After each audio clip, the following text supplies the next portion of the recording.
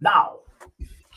Ladies and gentlemen, boys and girls, welcome to Talk Story with DJ and Kanila. I'm Kanila, that's DJ, and joining us today is Todd Bernardy with two T's. Hey, Hello. Todd. Hi. Hey, DJ. So a little bit update. On is not feeling well tonight, so she is taking a hiatus from the stream for this evening. We probably won't see her again until probably February, which leads us to our first topic of discussion. Um, for the month of January, DJ and I are going to take a month off to work on personal things, to quietly work on projects of our own, and to spend time with family and recreate.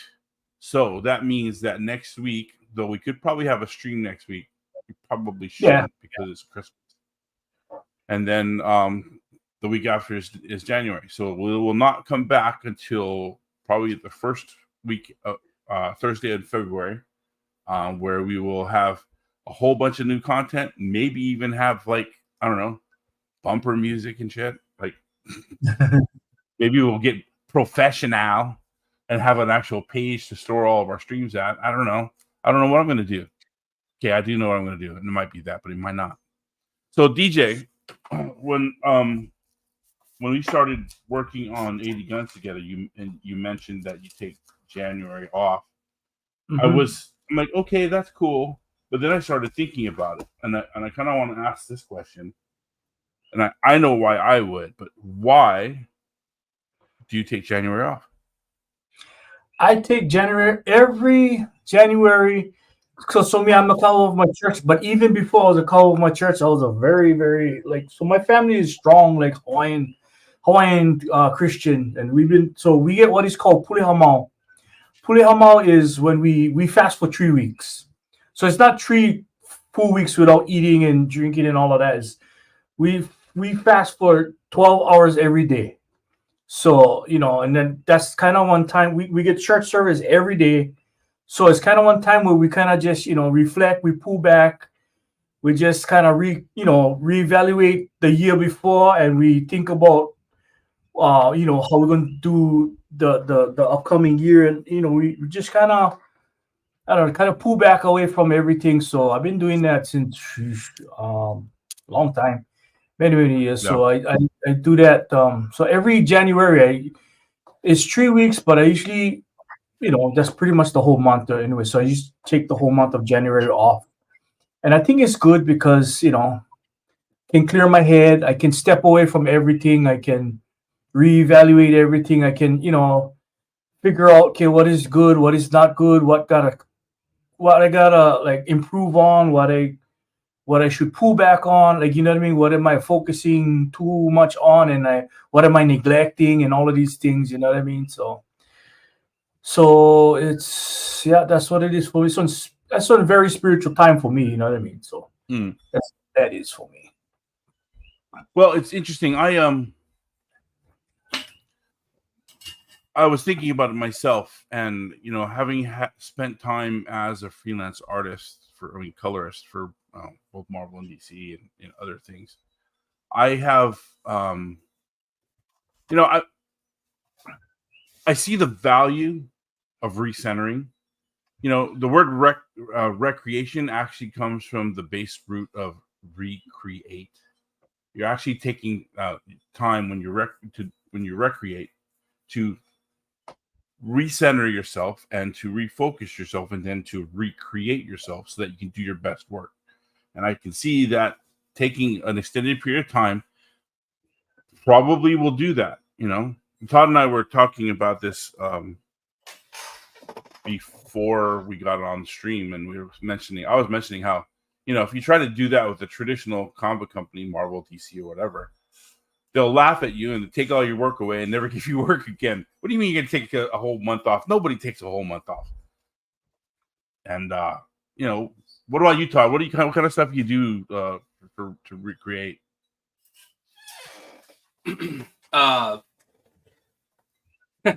I I have love to take breaks in the wintertime in Hawaii. I think that it's a real restorative period.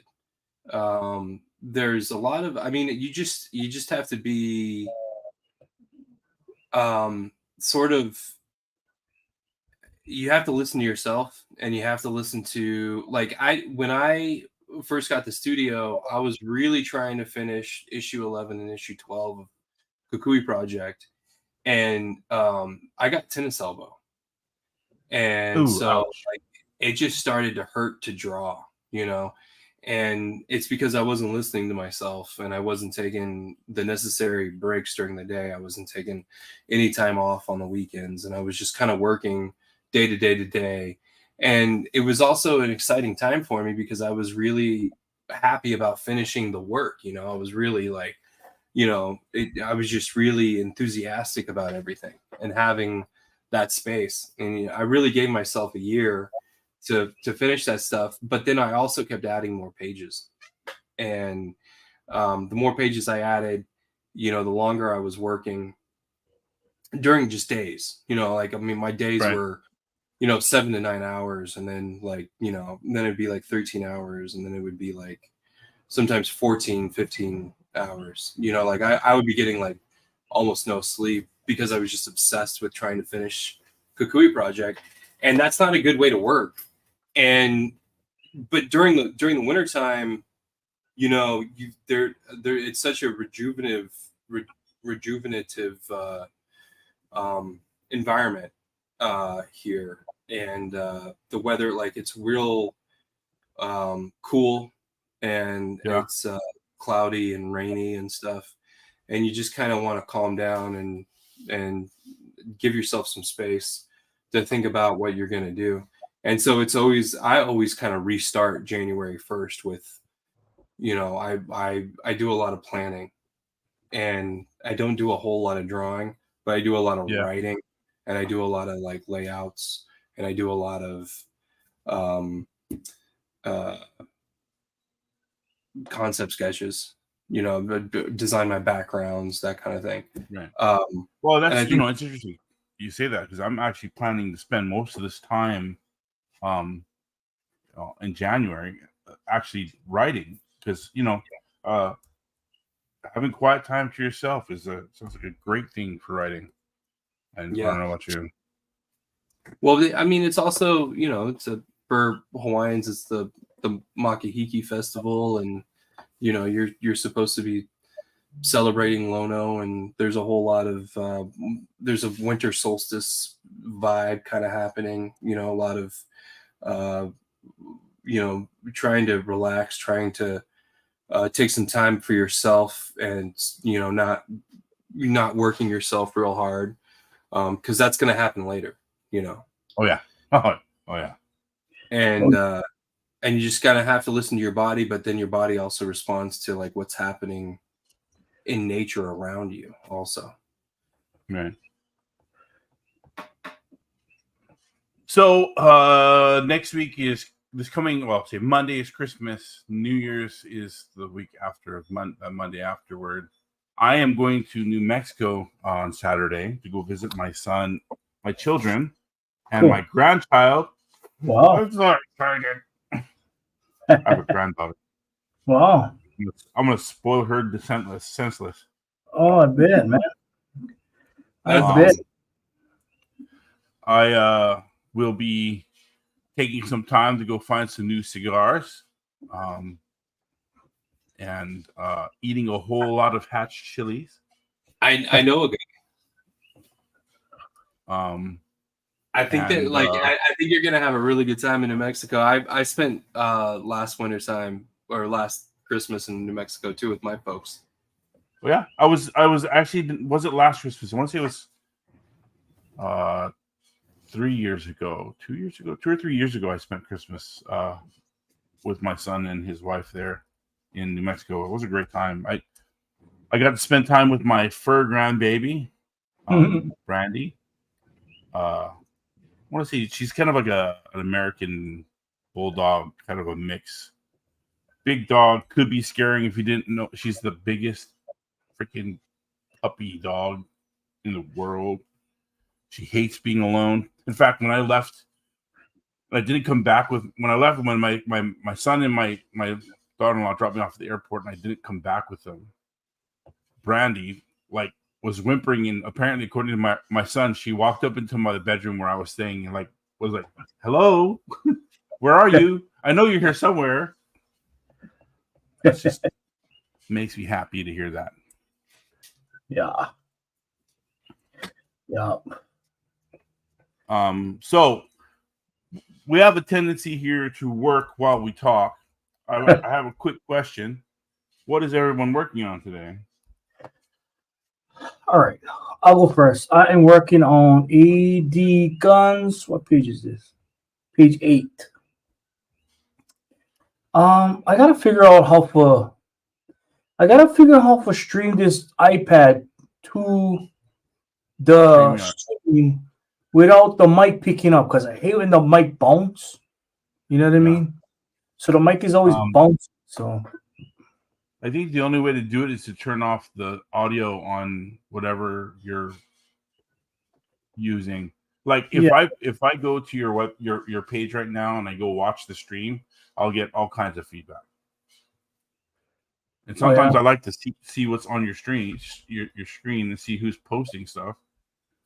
By going to your website, like I'm gonna do right now, and turn off the audio, and I can see what's going on. I don't see any comments yet, so yeah, they probably everybody's shopping right now, probably.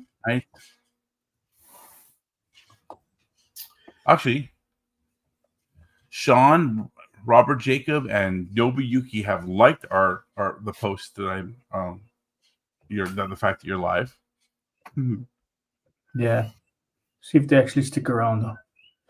I don't know if they're on this. I don't see anybody on the stream though at the moment. Anyway, yeah. Where were we? We were talking about something. What we're working on. What we're working on? Yes. So you're working on I'm working on guns. I like the fact that you're working on 80 guns. Why do I like the fact that you're working? Well, I finally got some time to work on it. You know what? Let me send this to myself. I'll just try again. I'll try again. In the meantime, Todd, you can go. Yeah, what are you working on today, John? Todd? I'm been slow. It's so funny. Like the whole month of like November, like I got really, really deep into that my Inktober stuff, and then I almost finished it. I mean, I finished it all, but like I kept having, except for 2, and so I'm trying to finish the last 2 that I did for my Inktober prompts, and the reason I didn't post any of it is because my scanner's on the fritz. I keep trying to troubleshoot my scanner. What kind of scanner do you have? HP. An HP. It's an HP all-in-one, 11 by 17. Right. I use an Epson all-in-one, and it can scan up to 13 by 19. That's I because it sounds like I'm gonna have to replace it probably. So, do you like? Does it print?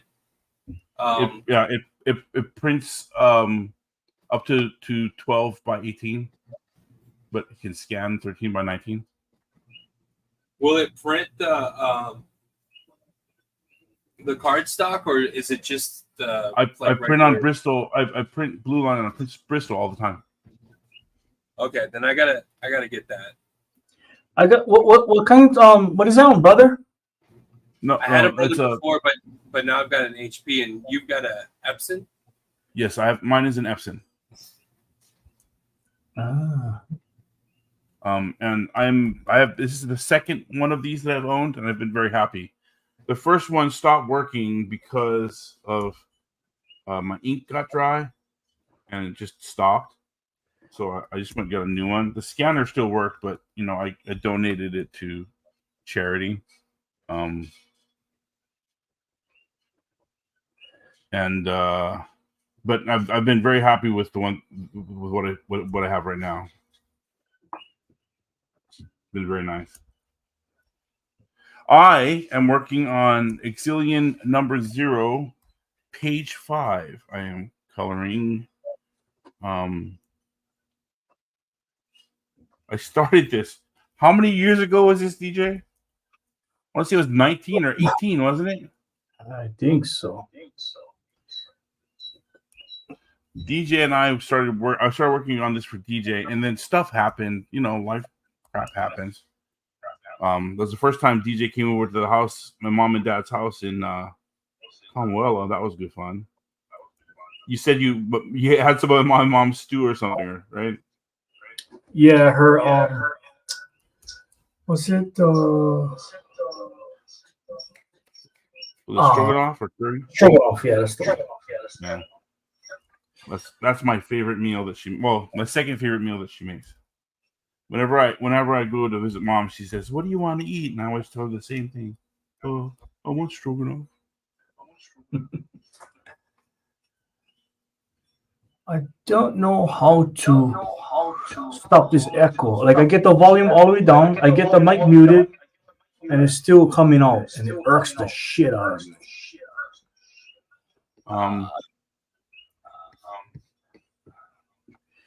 Let me see. Can you turn off the physical mic? You know, the iPads have that the sound button. I mean the mute button on the side. It just goes to like it's still like I get them all the way down and I can still hear the echo. You know what I mean? And the thing always trying to grab my voice, like you know what I mean? Yeah. Trying to grab my voice, like you know what I mean? You know what? I will test it. Matter of fact, that's something I can work on.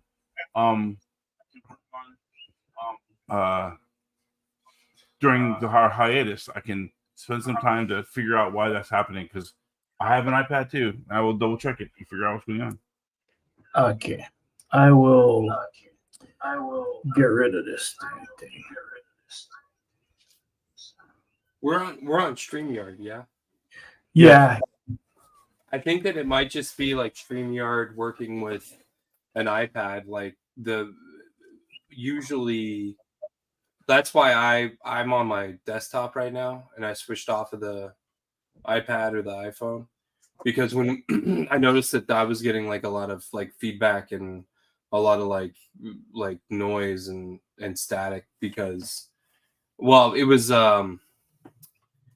it was the feedback and it was also when we were doing the Nerd Watch on StreamYard, I noticed that we had a lot of like when I would try to use my iPad, there was like a delay, and so I decided to just only use StreamYard from my desktop, and that fixed my problem. I don't know. Which means no iPad, but I'll try to figure it out. I'm pretty sure I can figure it out.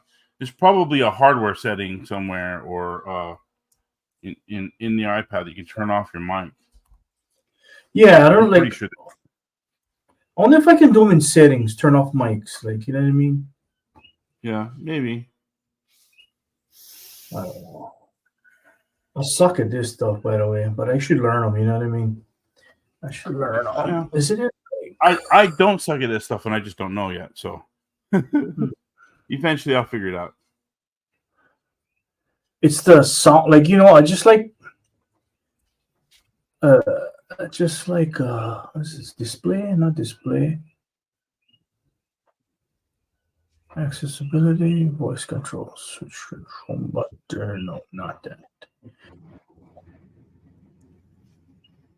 Anyways, sorry, killing the vibe over here. No, it's not. I'm not kidding. Nothing. We're all actually. I'm kind of enjoying working right now.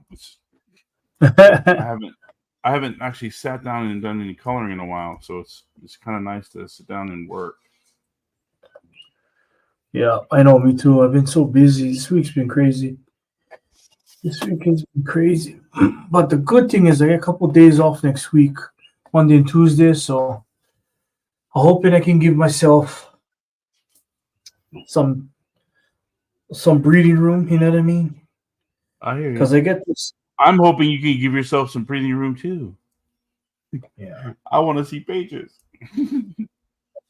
Yep. I may be a little bit biased. All right, so let's move on. the next item for conversation is guest artist Todd Bernardy. Why don't you tell us a little bit about yourself? I've been writing and drawing my own comics since 2011. I started off with a nonprofit organization in New Mexico, in Albuquerque, as a matter of fact, called 7000 BC. And we were a nonprofit that was tasked to create literacy through comic books. So we would go to do after-school reading programs. We would do summer reading programs at libraries. But we would also go to comic book events and comic book conventions to promote literacy through comic books, and also to promote young creators. We were always trying. There's no lack of enthusiasm throughout the world for people that have an idea and want to execute it. And so we were trying to provide a medium for people to do that. But it was also another medium for us to do that as well. And a lot of the members are actively, creating their own comic books. They're all independent comic book artists. And also, they also work in, we always worked, there were tons of professional graphic designers. There was gallery artists that were a part of the organization. So there was no lack of talent, and we all provided our own expertise to the organization and to the people that were interested in learning about the process of creating comic books and the process of executing their your vision, so to speak. Right. And after that, I moved to Hawaii. And that's not a big jump or anything. It is and it's not. New Mexico is a very unique state, and it's also there's a lot of similarities with Hawaii. Really? How so? Well, it's one of the only states in the United States that's got where white people are not the majority. Really? What is the majority? People from New Mexico. New Mexico, the majority of the people in New Mexico, the majority of the people in New Mexico are Hispanic. They're 51% Hispanic, and then there's 19 Native American pueblos, and there's 21 Native American groups, but there's a specific indigenous population there that are have their own language, have their own language type, and then there's a bunch of Navajo because we share that border with Arizona, and then there's a bunch of Apache because the Apache would raid into Oklahoma and Texas, but then they would come through New Mexico and go down to proper Mexico to evade the authorities. And so there's a pretty big Apache. So there's the second largest group in New Mexico is Native American, but behind Hispanic, and then you got white people. It's got a real small population density too. There's like one person every 10 miles, basically. It's the fourth or fifth largest state. So, adjusting to the ethnic makeup of Hawaii was not a problem for me when I moved here.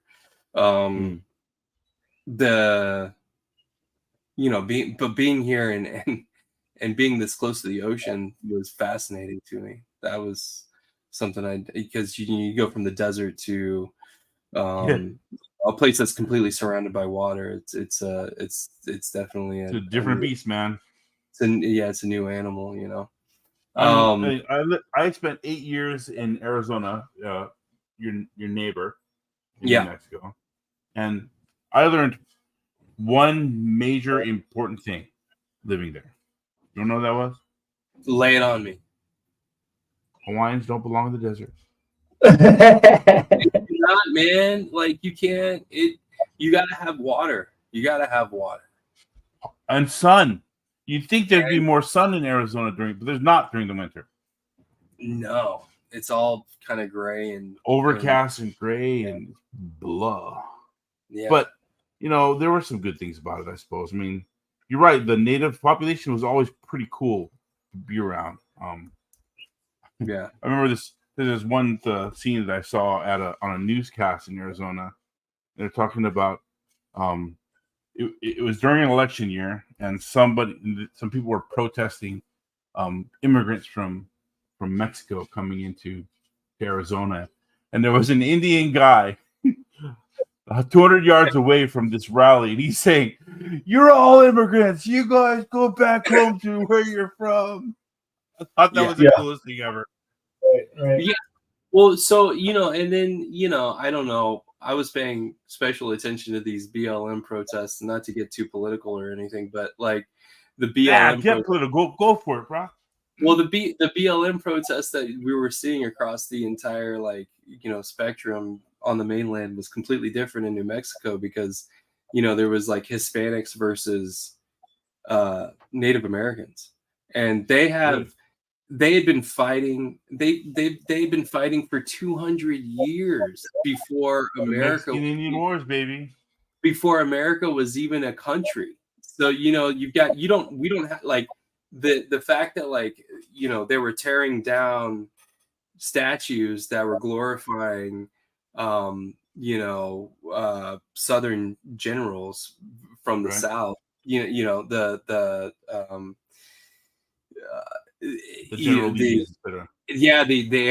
annexationists. We're talking about like conquistadors from the 1600s, and the way that the Native Americans were trying to protest that. They were like, these guys were here and they were here for 200 years. They were, and they were abusive. They were not fun people. They were here and they were,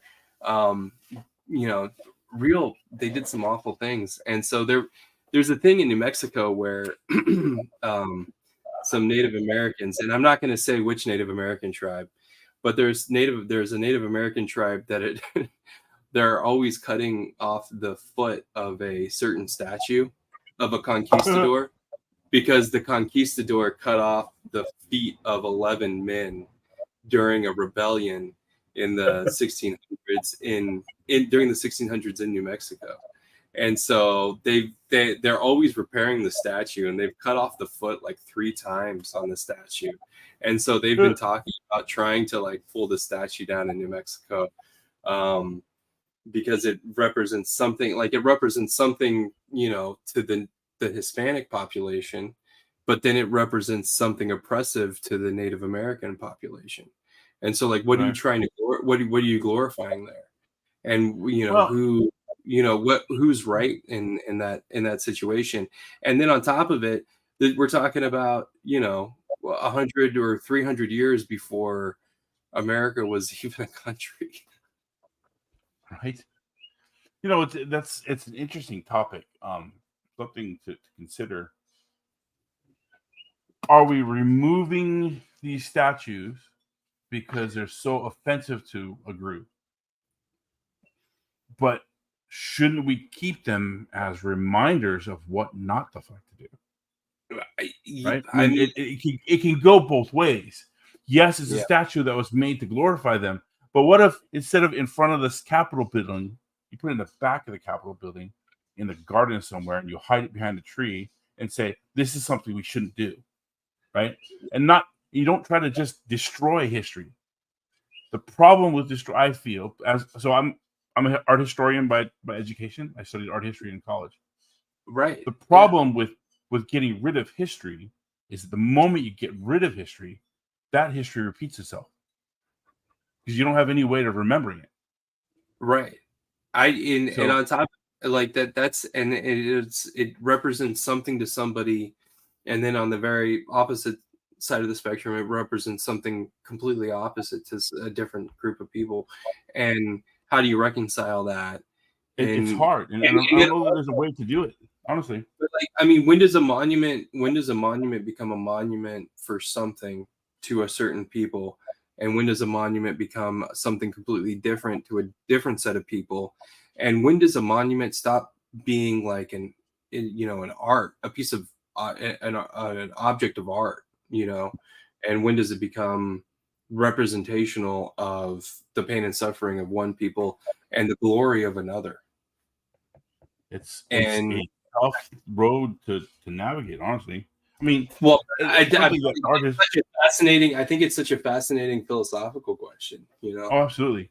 I mean, it's something that we as art historians have discussed and talked about for generations. I mean, do you know how much art is just propaganda from the 18th, 19th, and early 20th century? Yeah, I mean, all art from France in the neoclassical era, which would be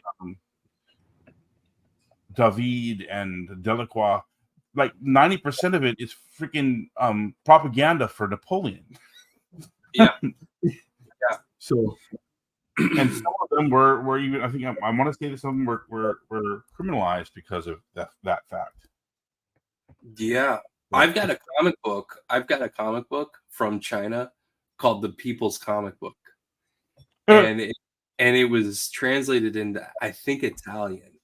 And then from Italian it was translated into it's an incredible artifact. And you can totally tell that it's all propaganda. It's all to glorify the communist ideals they were perpetrating in the 60s and the 70s, when millions of people were dying of starvation. And it's sorry, Todd. One real quick question for DJ. Hey, DJ. DJ, what is this? What color is his amulet?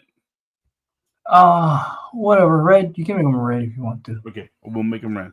All right. Sorry, Todd. Go ahead. I just think, but I think that it's fascinating that like they use, they would use comic books in that way.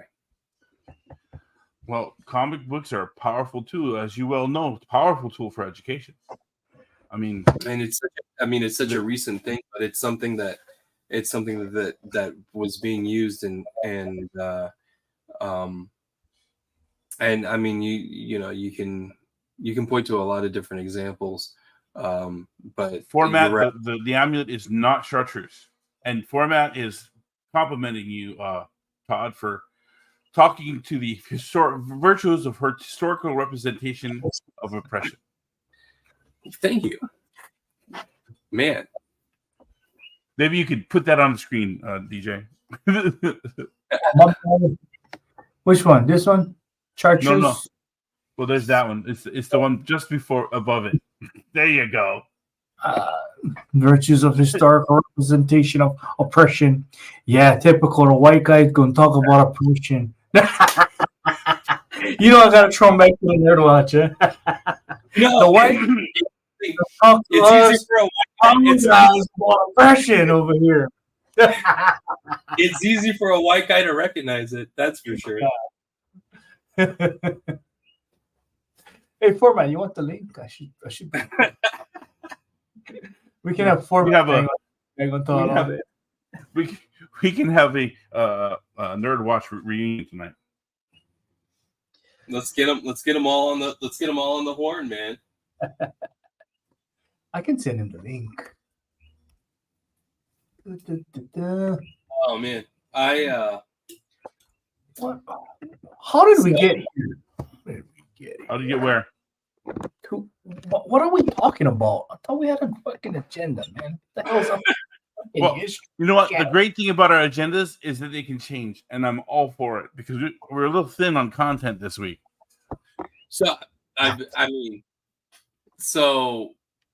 the last part of the agenda was me introducing myself. Yes, so tell us about yourself. I talked about And then I talked about it in Mexico, and then I talked about moving to Hawaii, and then you guys were like, "Oh, I mean, I bet that was a jump," and I was like, "It's not as jarring as you think it was," and then I went off on a tangent, but that never happens. so Never happened. because of my educational background and because of what I was trying to do with comic books, I created a comic book called Kukui Project. And Kukui Project is set in Hawaii in the future, and Hawaii becomes a kingdom again, and they've got their own space program. And so the story follows this astronaut who has to dispose of dangerous weapons in orbit around Earth and on the moon. And it's supposed to be kind of a metaphor for the cleanup that's happening on Ko'olave. So, my wife is from here. She's from Makawao. She's, because I, spent a lot of time in a, growing up, aware of Indigenous issues, maybe. Yeah, indigenous issues and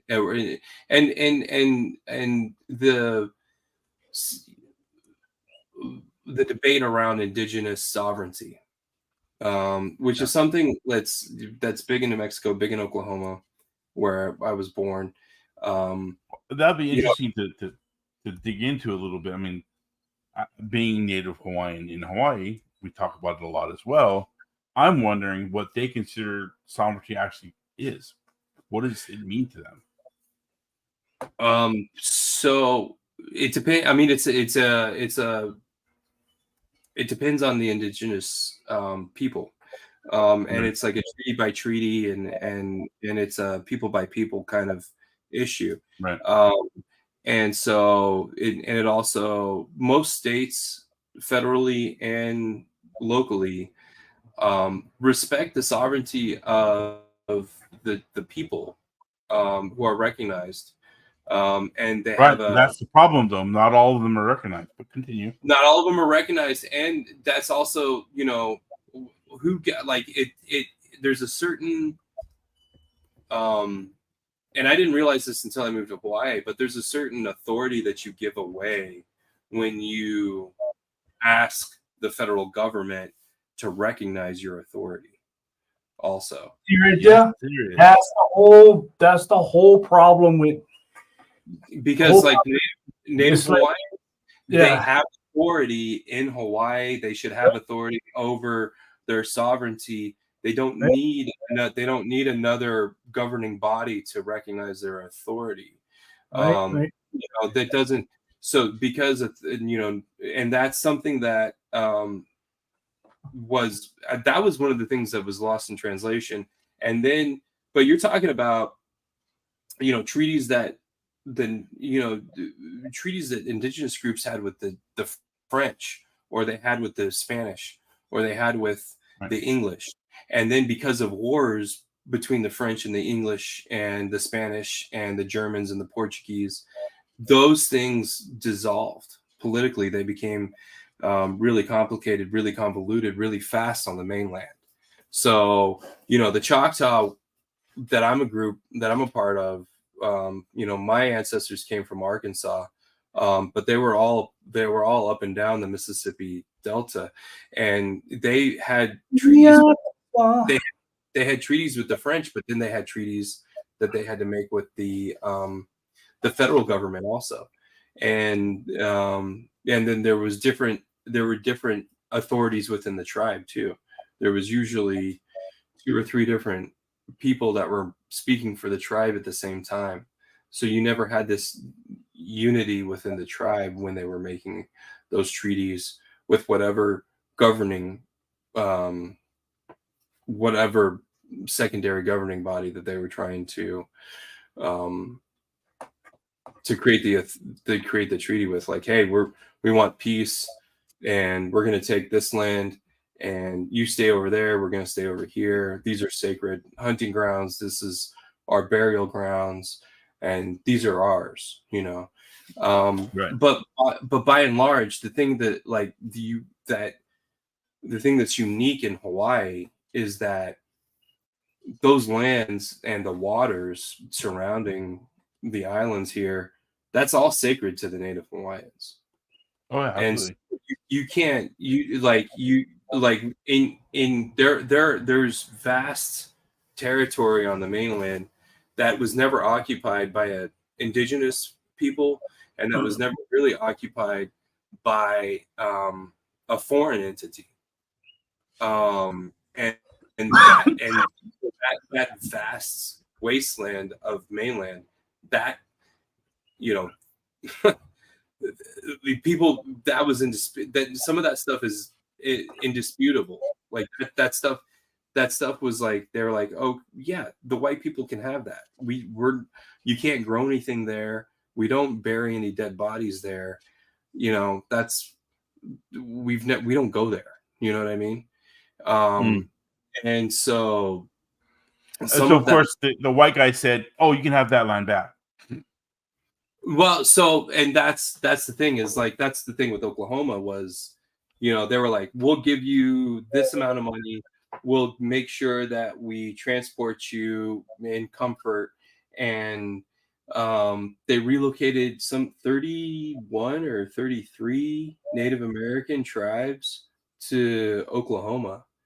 And that and so it was at the same time that the American Board of Christian Missionaries were sending Christians here to Hawaii. They were sending Christians to Cherokee and Chickasaw and Choctaw country in the Mississippi Delta in the 1820s and 1830s. Well, here's an interesting thing. My dad told me, remember Wounded Knee? Remember what happened there? Oh yeah.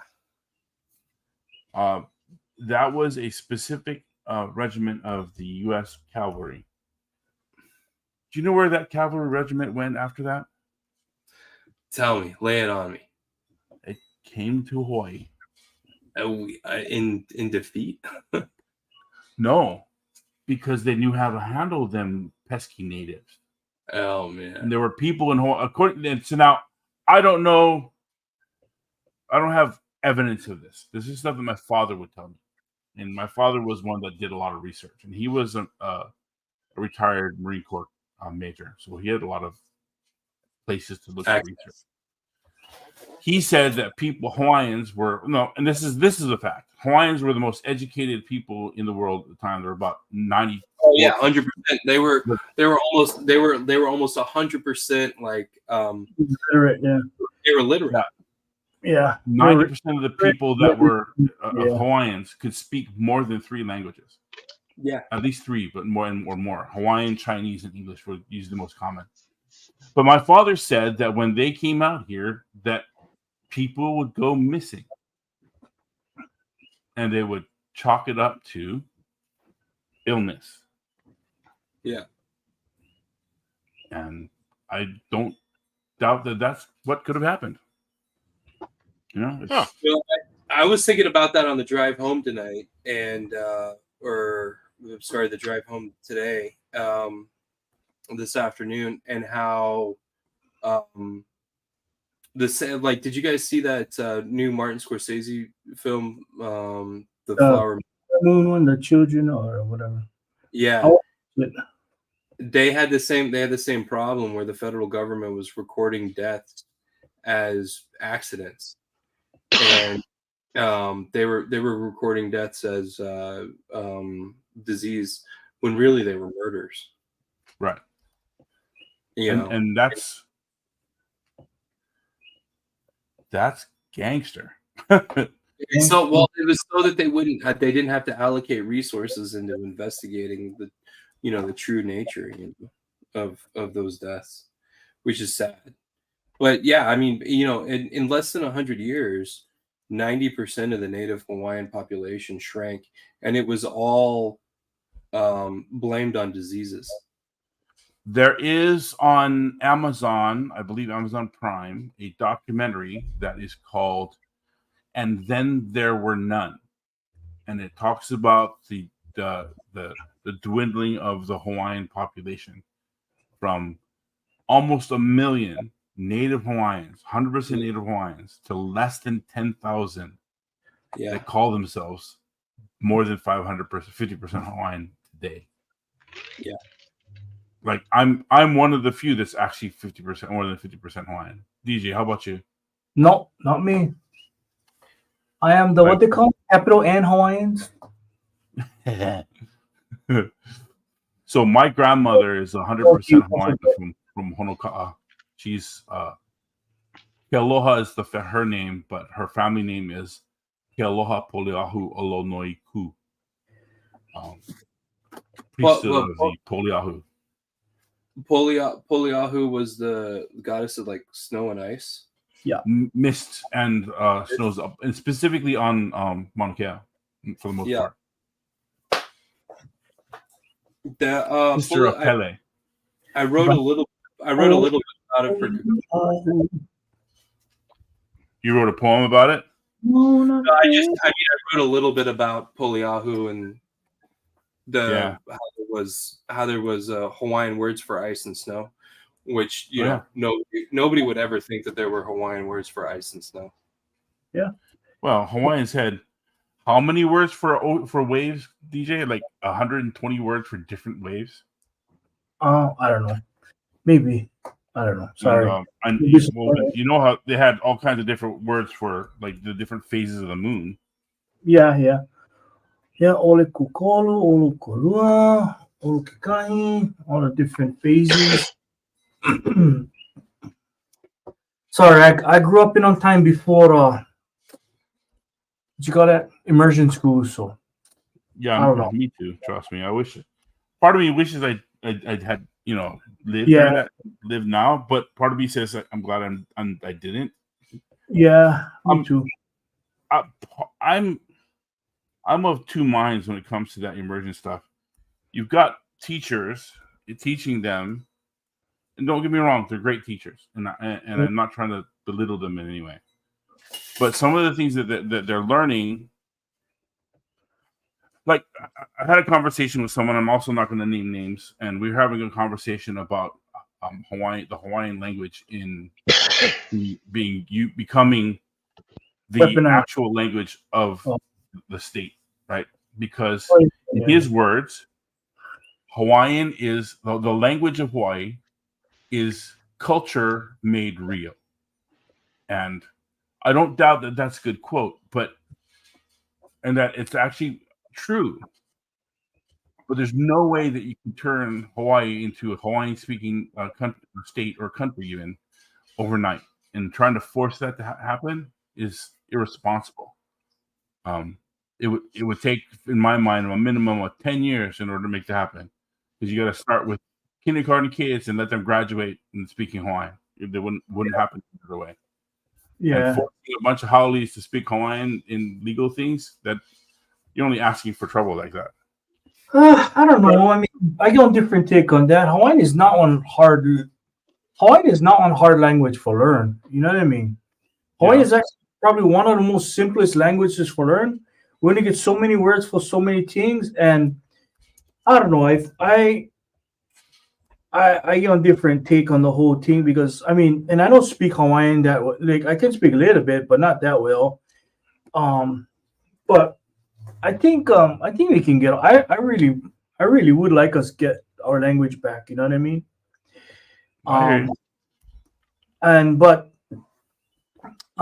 Get some issues that I get with them. You know what I mean?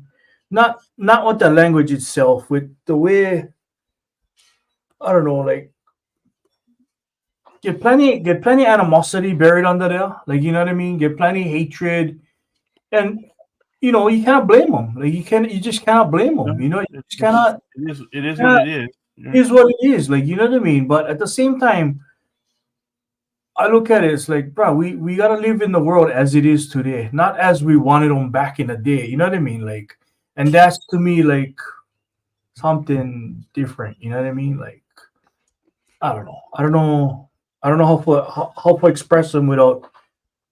I don't know.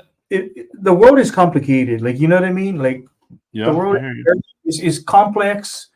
Like navigating all of that is, you know what I mean? Like, I stay silent on most issues, but as far as the language, the language, we can get that back. Like, you know what I mean?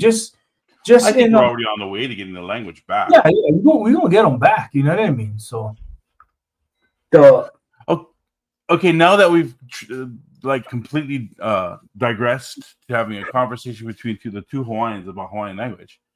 No, I was gonna make my final comment to that was that 80% of my high school was Native American, and there was the Hamas and the Zias, and their first language at home that they were taught was their indigenous language, and they didn't have a written component to it like Hawaiian does, but they spoke that, and they were taught that from an early age. And then if they didn't come to school with the other people, the Hispanic and the white kids, and they just stayed going to school on the reservation, all of their classes were taught in their native language. And the two indigenous tribes that I went to school with were had some of the purest languages, where they didn't have as many outside Spanish and English words to express something. You know, they don't have they didn't have a, you know, like they didn't have like a word for hamburger. You know what I mean? Right. So they would just say hamburger. So there was right, there was Hawaiian hamburger or something like that. Yeah, there was a little bit of a bleed into that, but it's a trip to hear, and it was something that I grew up with, and I think that going back to what TJ said and what you said, it's 100% possible that, like, you know, most of the language you could hear in Hawaii could be Hawaiian for sure eventually. Yeah, eventually I think it's possible. Yeah, I don't think it's as easy as the person I was speaking to about it said. To make it wouldn't be feasible to make it happen overnight. Oh, you mean make them an official language, right? Like, but to require it to be immediately that everybody speaks it and then nothing else, that's unrealistic. Yeah. To make it over time, absolutely. In fact, I'd be all for it. I just don't think it's feasible to do it the other way. Yeah. I mean, yeah. All right, Todd. Yes, sir. Next question on our Todd tour. What are you working on right now? I mean, share with us some of the work you have done. I'm working on the next issue of Mohawk Thunder. That's the next big thing that I'm going to do. It's going to take place in a haunted cane field next to a toxic waste site, and I'm really excited about all the things that I get to draw coming up.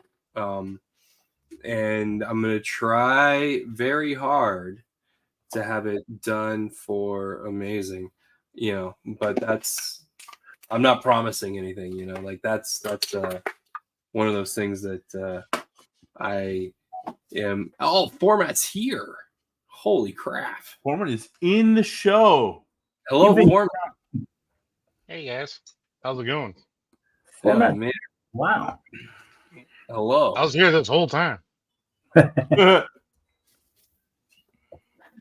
I've managed to absorb so far is that Todd was the only white kid at a school of Native Americans. That was pretty cool.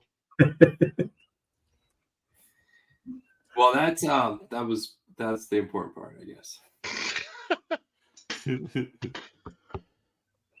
What's important to note about this? Still going? I'm sorry? Mohawk Thunder. Oh, we still going? How many issues in are we now? We are 3 issues in. I can tell how, like, people wouldn't know that we're 3 issues in because Pania was the big thing at Maui Comic-Con at my table, and she outsold me like 4-1, as she should, with her Vampire Princess comic. But yeah, like I actually had a new comic book for Maui Comic-Con. Nobody cared. I was sending everybody to Panilla's table. I was like, bruh, 9 years old, bruh. First comic. This is the future. Who get excuses? Come on now. Who get any excuses, bro? This girl's 9 years old. She got her None of us have excuses, bro. first comic book printed, 9 years old. Don't nobody complain to me about anything. You know what I mean? My excuse is that I'm not 9 years old. What's up, my brother? But yeah, I was sending people to Panilla's table. I was sending people to Panilla's table and saying, this girl's 9 years old. 9 years old, published her first comic. I was so happy about that. Yeah, it's dope, honestly. Yeah, I'm really proud of her. I think it's incredible. And I have a copy of it. Sure. What was that? I've got a copy of it somewhere. I got yeah. I had a copy of it. So yeah, exactly, and I can't find it now. Dang it. He ripped it up as soon as he got home, and nobody I'm was so watching. mad. I didn't sell a copy of my book. I'm gonna rip her book up. You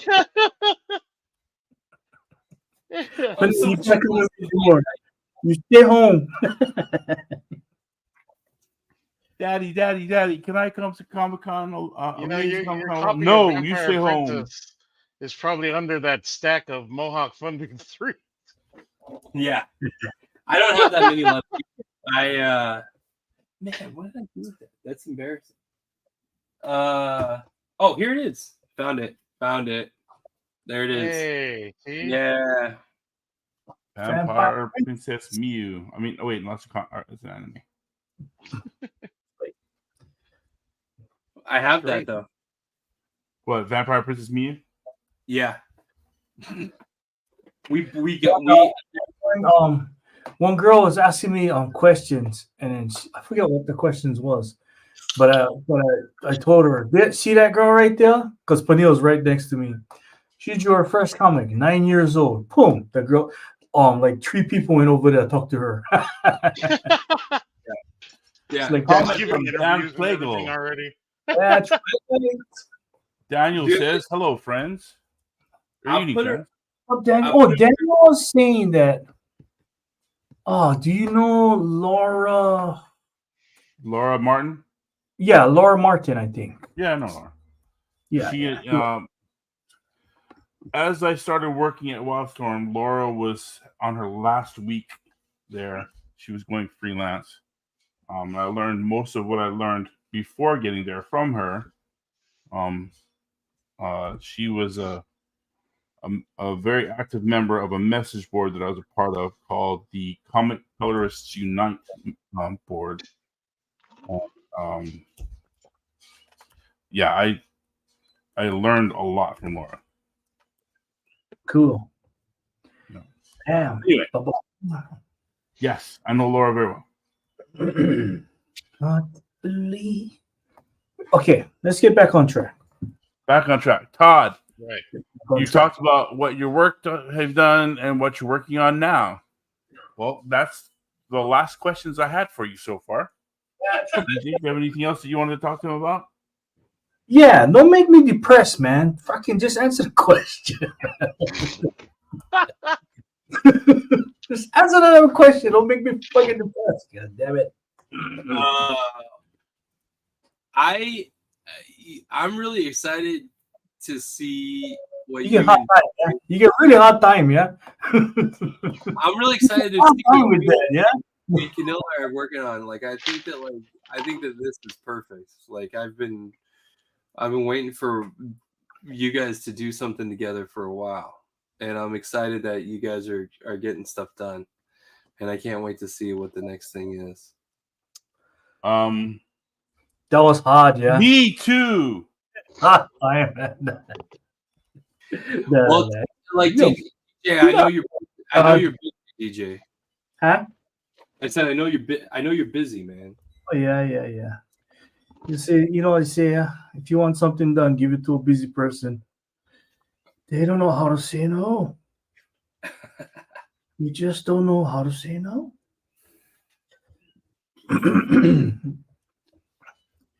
Got to believe. What was that? What was I the thing? got to believe we are magic. Don't let our heads go astray. Yes, yes. I was watching Xanadu with my daughter last night. He. She loves it. She loves It was Xanadu. such a horrible movie. I'm sorry. Yes, it is a horrible Visually, movie. it was kind of cool, but it was a She horrible loves the movie. music about it. She loves the music about it, and I was like, yeah, Well, it's Olivia Newton-John, of course. exactly. So, I love that. she don't know all of that. You know what I mean? She's like, she's in Palk now, so she's like, oh, Dad, do you know what Xanadu is? Like, yeah, I know what Xanadu. So we almost didn't watch them one night, and she was like, nah, it's like too dated for her, too old. And then so I guess her and her friends didn't watch them at school, and then she was like, Dad, you have to watch it with me. I was like, okay. So we watched them last night, and she she loves it. You know how girls they get certain movies that you can put them on and they just love those movies. Like Well, they are girl movies. yeah, I agree, exactly. yes. I was like, yeah, man, yeah, I'll watch them with you.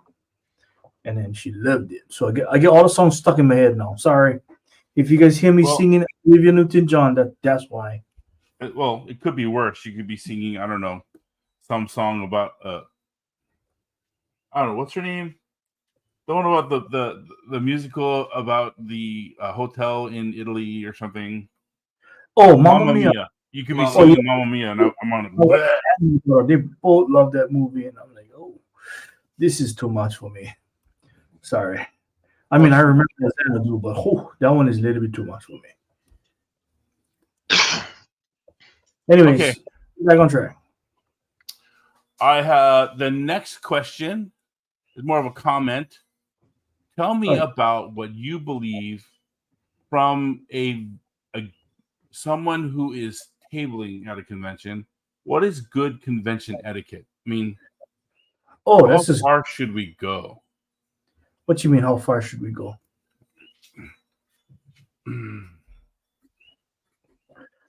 I know we got to be nice to our, we got to try to be nice and sell our books and be helpful and presentable, but how long do we have to sit there and take it before we say, bro, go take a shower?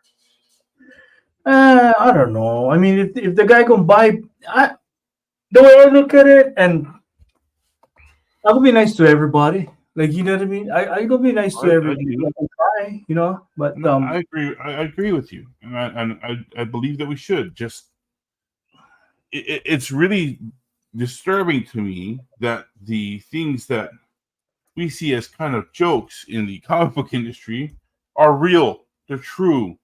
People do stop other comic book artists and famous people in the bathroom and ask them to sign things while they're peeing. I saw it happen oh at yeah, San Diego Comic Con.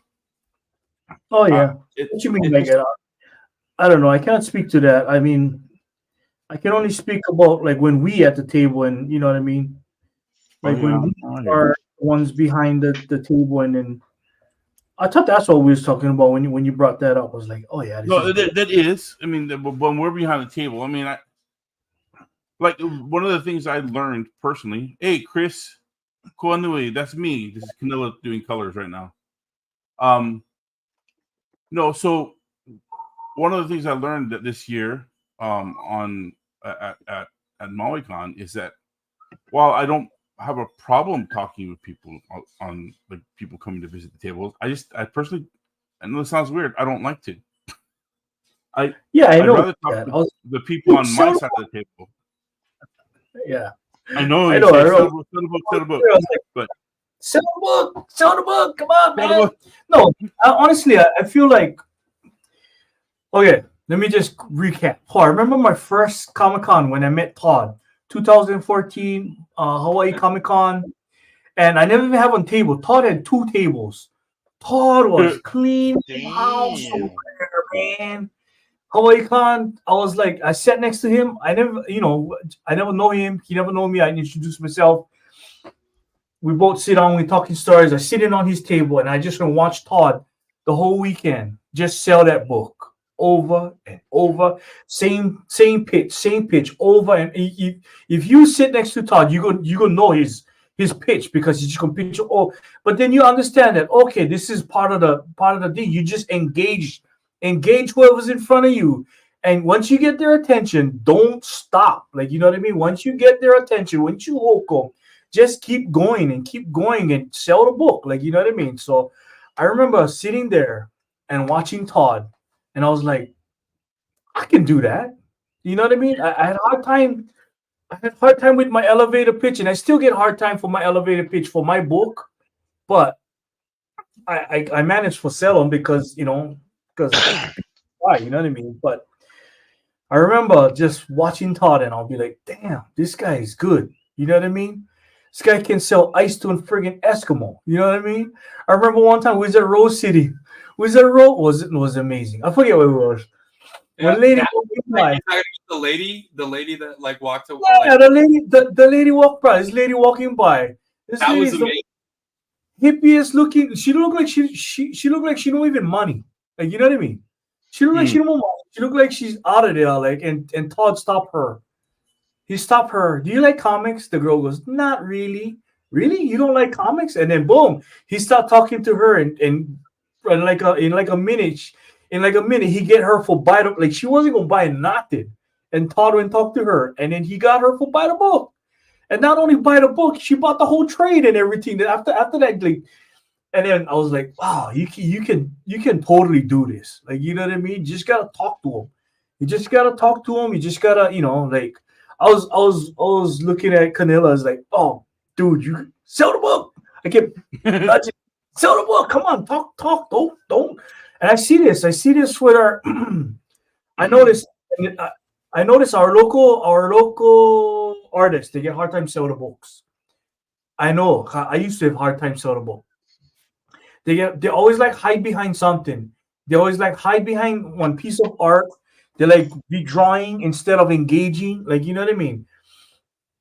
People can sense that. People can sense when you're afraid to sell the book, and that's an awkward energy, and they don't like them. You know what I mean? Yeah. But if No, you I hear you. engage them and then you just talk and you just remember, like at that point in time, you on. Just remember, like all the things we dream about, all the things that we like, all the things that we like in our mind. When we're at the table, that's time for bring out that love. Like you know what I mean? Bring out the love and just go talk to them. You know what I mean? Just talk to them and just no let them go. If they're willing to listen, engage and go for it. You know what I mean? Like I end up selling like well, Kamehameha is an easy book for sale. You know what I mean? So good thing my wife was like, she can go grab some copies of Kamehameha because I never have any. But that's an easy book for me sell. You know what I mean? But a lot of times, if people already get them, they like buy something else. You know what I mean? So don't worry, we gonna get you, bro. Kanela, I'm gonna get you, bro. We gonna get you talking, get you excited about them, get you fired up about them, get your elevator pitch all together. Like, bro, 80 guns is an easy sell. You know what I mean? It's an easy sell. People like buy comics. People going to a convention like buy comics. You know what I mean? I hope so, because that's what we want to do. Exactly. So you know what I mean? There's nothing to be afraid about. Like we sitting behind the table, they expecting something out of us. You know what I mean? They expecting, okay, you guys the professionals. You know what I mean? Like come talk to me, or like we coming for talk to you, engage with them. You know what I mean? So we do that is, oh, bro. When it's on, it's on. When I see Todd pitching his, and I can pitch Todd's book myself. Like I heard him so much time. You know what I mean? I can pitch Todd's book myself. Like you know what I mean? So it's like when I hear that, and bro, honestly, I get happy. Like I think I'm the most happiest when I sell in the books. You know what I mean? When I Well, behind yes, my you're always table, happy when you're making money. I mean, oh, well, yeah, that too. You know what I mean? Like, and I like making money. You know what I mean? But I used to have I remember my first was me and Brian Revelle. Remember Brian? Oh, me and Brian Revelle, we used to table together, man. We used to be like, we never know how to pitch. Like, we just never know how to pitch books. We never know how to sell. It was awkward. You know what I mean? It's not an easy thing. You know what I mean? That's an art you gotta.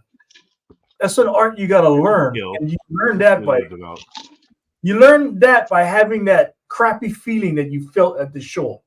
You know what I mean? I know because I had that feeling before. But when you go home and you think about them and you're like, okay, I gotta formulate one plan. How am I gonna sell these books? How am I gonna pitch these books? If you because and Todd knows this, you're not like if you win the person, if you win the heart of the person, you can sell the book. You know that they walking in with money. If especially if they're coming by the second time, a lot of times people won't come by and Todd knows people won't come by. Oh yeah, we just browsing because they just like go through. They like see the whole show, and then later on, if they come back on second time, that's yours. That's guarantee yours. Not guaranteed, but more than likely they're gonna buy your book because And they also, went. also like if you recognize them too, like Yeah. if you say like welcome back, Yep. like they're like, oh, thanks for having me back. Like that's like they'll appreciate the fact that you remember them, and then you know they'll that's an easier sell too. But Yeah. you're right. I mean, like you're. I mean, that's the etiquette right there. Is that's the you need to engage with the people. You can't wait for people to engage with you necessarily. Well, And that's then a sales. That's a sales thing anyway.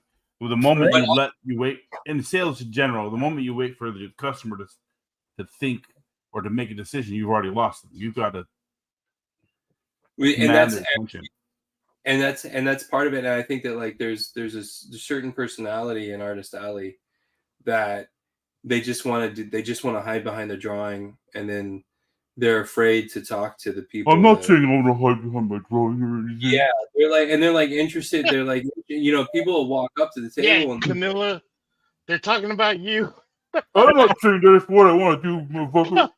Hello, Canelo had his music on. I was like, bro, turn this off, bro. You killing me. You killing my vibe, man. Hiding behind his damn music, man. But that's part of it. I mean, like people want to come to a convention, they want to have a good time, and they want to talk to people, Yeah. and they want to be engaged. And Like you talk. nobody is there. Nobody is there to be like to not talk, and then it's fun. But they're also fans. Yeah. So you have a lot of guys, that maybe like live this, virtual life online, and they're very like they like to talk online, but they don't like to engage in person. But like if you can get people talking to you about something that you're obviously also a fan in, Yeah. like it like because I DJ, like you're an X-Men fan, you're like a Superman fan, you're a comics fan. Yep. So you see a guy that obviously has like something obscure, and why they have that Yep. on their, they have a patch on their jacket, or they have a t-shirt on or something. Yep. And you approach them just on that basis, Yep. and they're automatic, like you've automatically overcome that hurdle where it's not just like, hey, let me tell you about my comic, but then you guys are You both guys have common ground. you guys are both like, Can you relate. guys, Yeah. oh my god, I love that about that thing. So you guys can talk about that. So there's ways to, because these people are fans also. Yeah. You don't even need to be specific about it. You can be You general about it. Oh man, I love patches. Yeah. Right. Or like, hey, or like just complimenting somebody's outfit or costume. And also, like that's another thing that you can, I mean, it doesn't have to, it's not specific to a certain demographic either. Like you don't have to talk to a girl who's wearing a costume. You can talk to a guy who's wearing a weird hat, and it from whatever, One Piece or whatever. You know what I mean? Yep. Like that.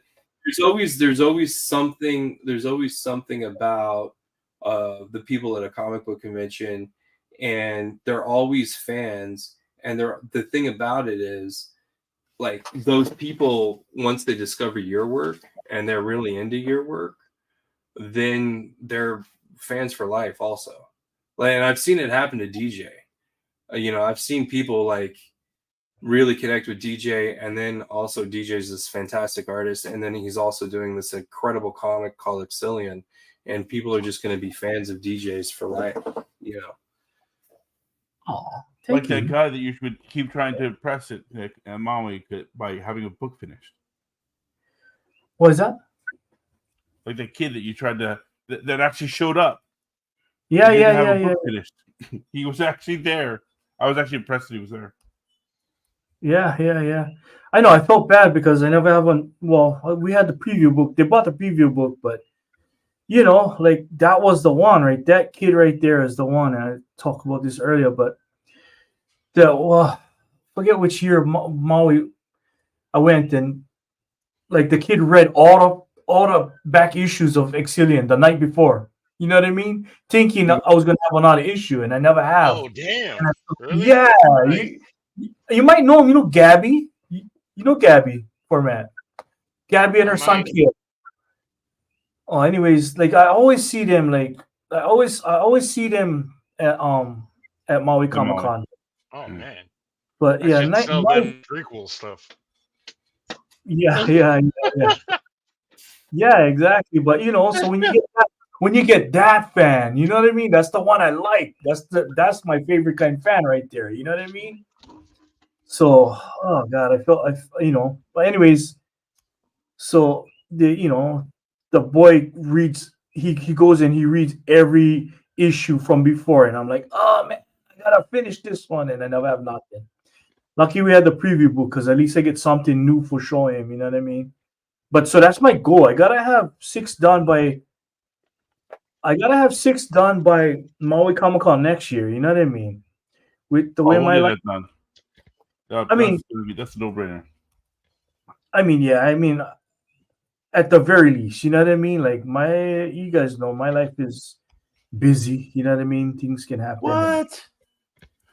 And, What? Busy? What? but yeah. Okay. That etiquette question goes to the opposite side of the etiquette question. Okay. Though we are the ones that are on the opposite side of the table from the fans, what are some of the bits of etiquette that you think that these people should actually follow when they come to talk to us? Is what, like, I talked about smile and introduce yourself. Don't just go up to the table and start demanding stuff. Oh, there's that. The demanding guest is no fun. Wait till someone comes out of the bathroom before you ask them for a signature. Just wait right outside the door. Hey, that's better than doing it while they're trying to pee. I swear.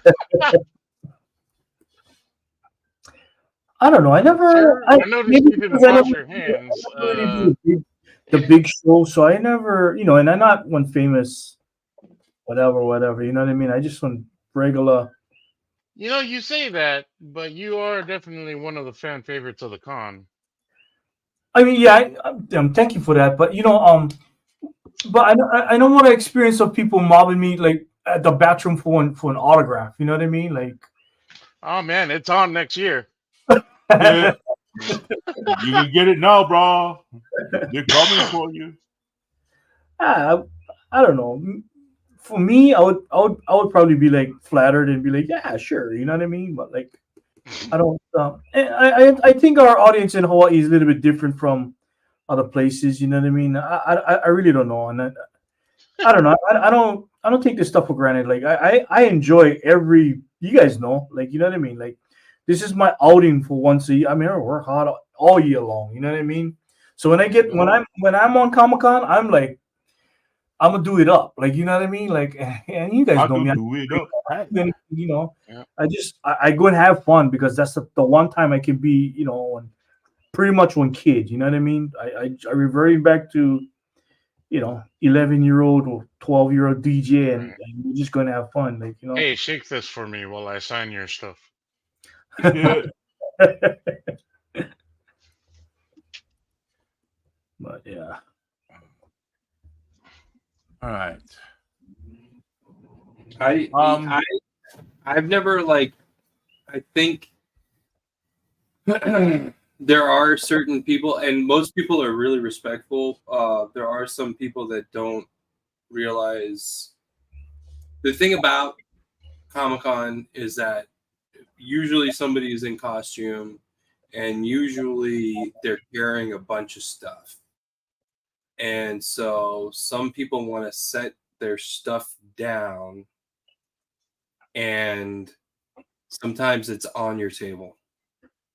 Yeah. Oh yeah. And I don't particularly mind any of that. I mean, I will. Is that why you swat them off the table? But the thing that freaks me out the most is like drinks. I don't want anybody spilling something on my artwork, you know.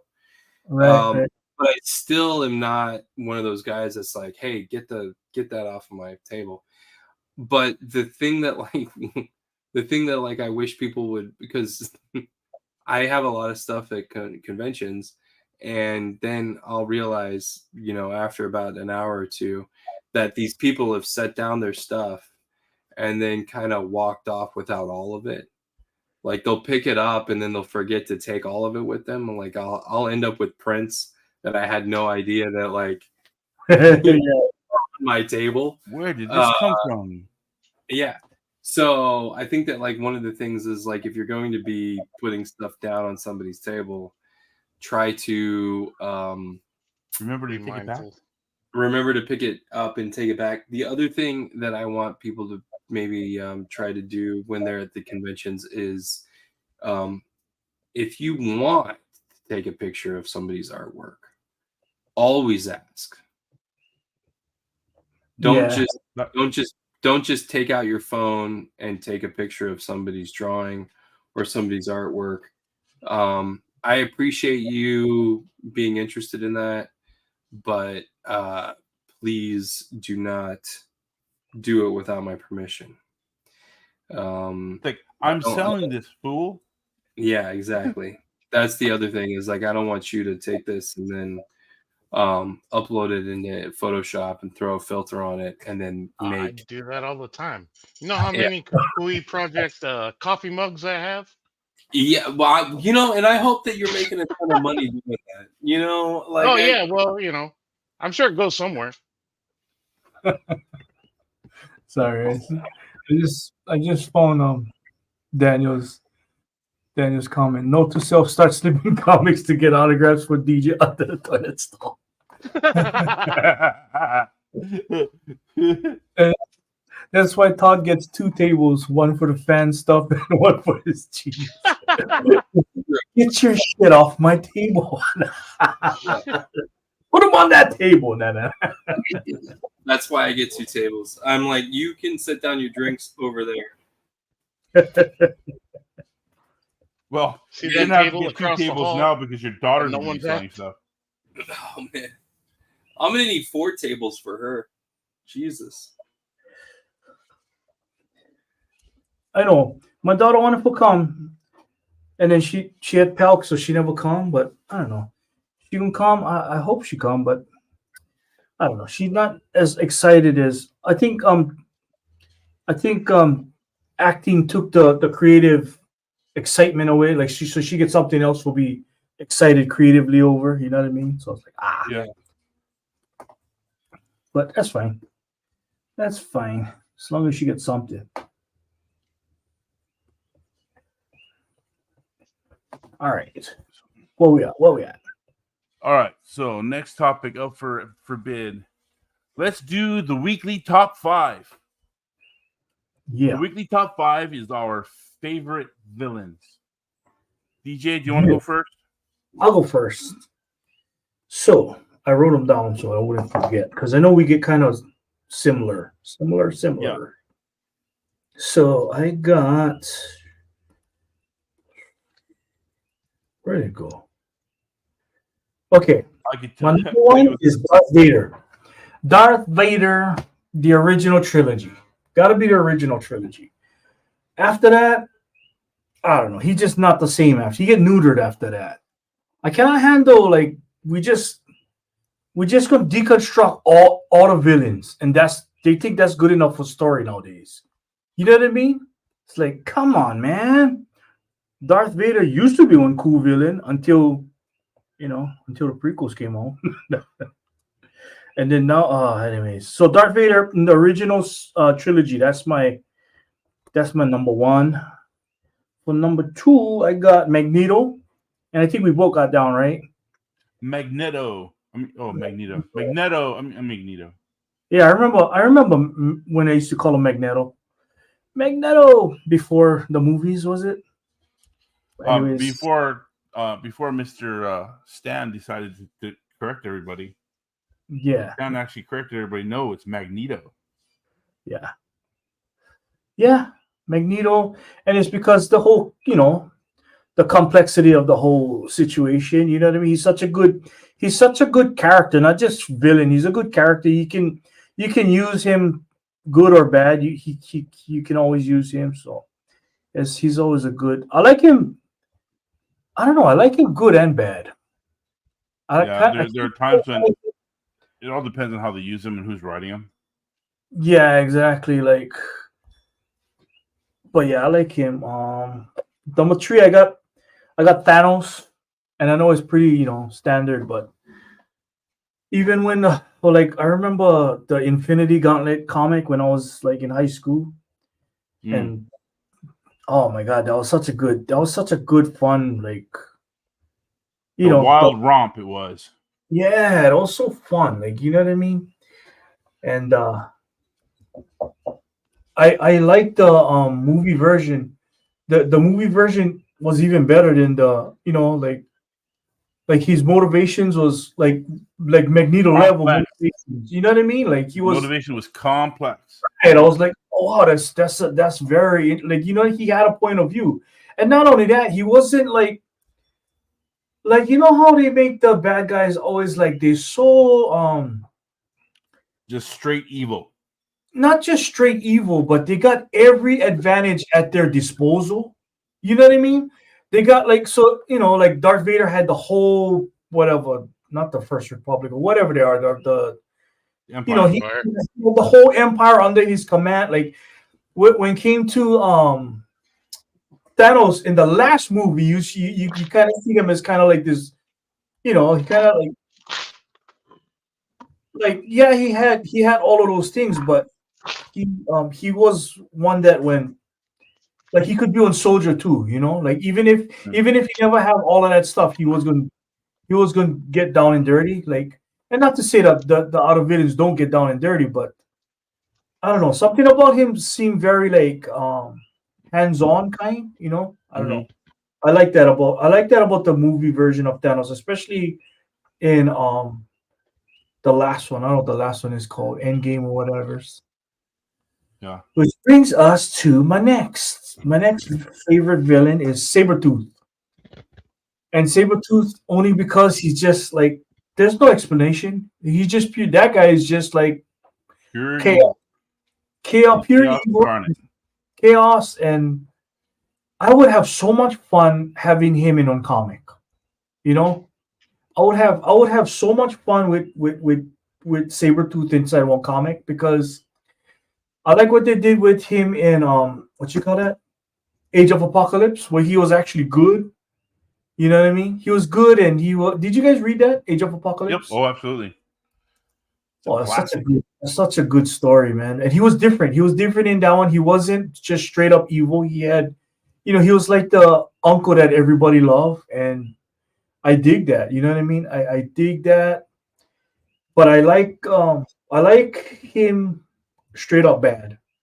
Straight up bad. He just went unstoppable, kind of like the Terminator, but when mutant and not and he's funny. Like he just I don't know, something about him is fun. And then for my last one, I don't know if you guys play video games, but I know format would know this one. So my last number five favorite villain is Cao Cao from Dynasty Warriors or from Romance of the Three Kingdoms. I don't know if you guys know are familiar with that. I am Todd, but not. uh, I know format is. Yeah. So, anyways, go ahead, go ahead. No. I He was was just agreeing agreeing with with you. you. Oh yeah. Well, Salsa is Also, it's pretty dope. yeah, he's such a good character. Like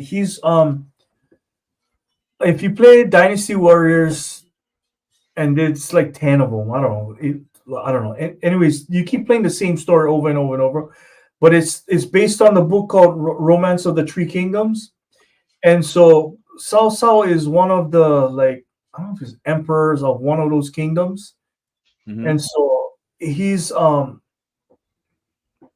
don't know if I explain him. Like he's kind of like a Nobunaga kind of character. I don't know if you know who Oda Nobunaga is, but anyways, 織田 so 信長は全然知らないんですよ。 okay, so you know who's that. Okay, he's kind of similar to that, where he's like on the rise, trying to acquire all of these lands, acquire all of these, and he it's feudal China, right before they were even China. Right. So During the Warring States period? right, the Warring States period, and they're split up in three. So he is like the ruler of the Wei dynasty, and they're fighting against two other factions. But they present him in the book like the villain.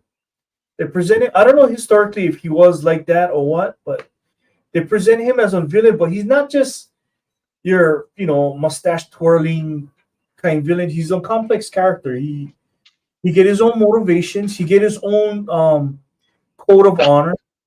He recognizes talent, and he's ambitious, and he knows how to lead people. He knows how to he knows how to inspire, even though And he's motivate. evil. You know what that reminds me of? Yeah. It reminds me of a show that's going to be coming up soon on Amazon. They remade Shogun.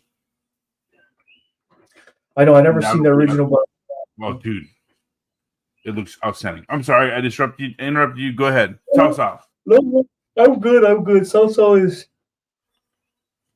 my number 5 villain. I thought more people would know about him, but I know Format knows him. I thought I Todd think would it's know him. interesting. I think it's Sorry. interesting that you went with Cao Cao instead of Lu Bu, considering Lu Bu is like Basically, the Three Sabretooth. Kingdoms Sabretooth. Right? Yeah, yeah. You know what? I almost went with Lu Wu, but because I had Sabretooth, I like the complexity of the character. You know what I mean? I like how No, Cao I, Cao is pretty dope. I love the fact that he's so meticulous in his planning, right, and that he's not evil per se, even though they right, always make him out to be the bad guy. But right, it's right, just he has his own agendas. right, right. And I like that. I like when they do that with not what they're doing nowadays. They just going and deconstructing. Sorry, I'm going to segue right now. I cannot handle deconstructing characters just for the sake of deconstructing characters and deconstructing all that. I cannot stand that. It's like people ran out of good stories for tell, and they just go with, okay, let's go with this person's like the Joker, and it's like, oh man, this Oh yeah, Well, origins. Yeah, that sucks. I think that there was a place for deconstruction, but that was 15 years ago. That's when it started, right? This whole yeah, but thing. you don't I go think and now make a it's become oh, passe. It's all over. I mean, everyone's doing it now. I just don't agree with making a movie about him. Like, why you gonna watch a movie about the bad guy and he the main character? You know what I mean? I don't know. Well, I didn't watch the Joker movie. I had no desire to watch the Joker movie. I already saw that movie. It was called Breaking Bad. Falling Down. It was a better movie. Yeah, Yeah, probably. I Yeah, agree. Falling Down is a better movie. Yeah, yeah, A lot of it Yeah. is motivation. They want to know what's behind the things they do, and even though it's pretty obvious, yeah. Insanity is most of the reason yeah, why he did what he did. they're messed up in the head. That's that's all you need. Yep. But yeah, when it comes to origins, the thing I don't like is when they take some innocuous thing, like the Han Solo thing and the dice. Who cares? Who cares about the dice? Nobody cared. What? We're Yeah. gonna make a whole movie about like where he got this dice and how he got his Yep. name, and Yep. I thought his name was just Han Solo. No, he doesn't have a people, so he's solo. I know. Get it? I know. Wink, I hate that. wink. He never come. Like he should have been the one for just come up with that name, even if that's not his name. You know what I mean?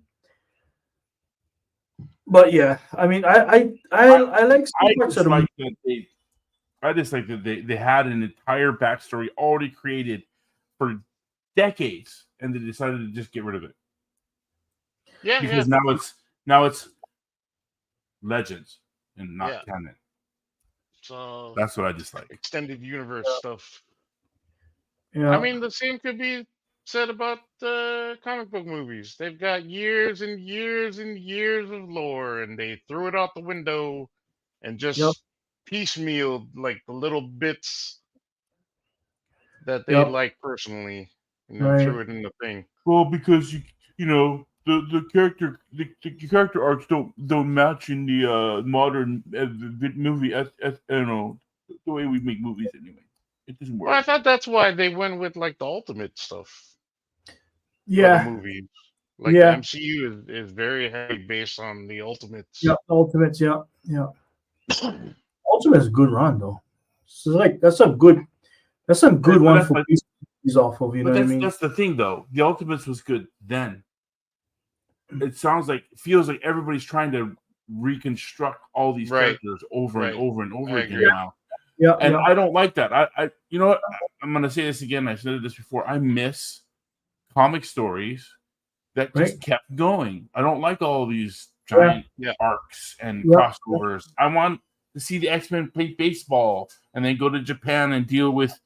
Sunfire and then maybe go down to Australia. I don't want them to have to cross over with the Avengers every other week, every other issue. Yeah. It's Yeah, not the X-Men and Avengers comic, it's the X-Men comic. yeah, To yeah. that point, with the ultimates in mind, that would be probably one of my favorite villains is the Maker. Evil Reed Richards. Hell yeah, Evil dude. Reed Richards, yeah. Give me more of that. Yeah, So, that's a good sign answer. me up. That's a good answer that makes all my answers seem lame.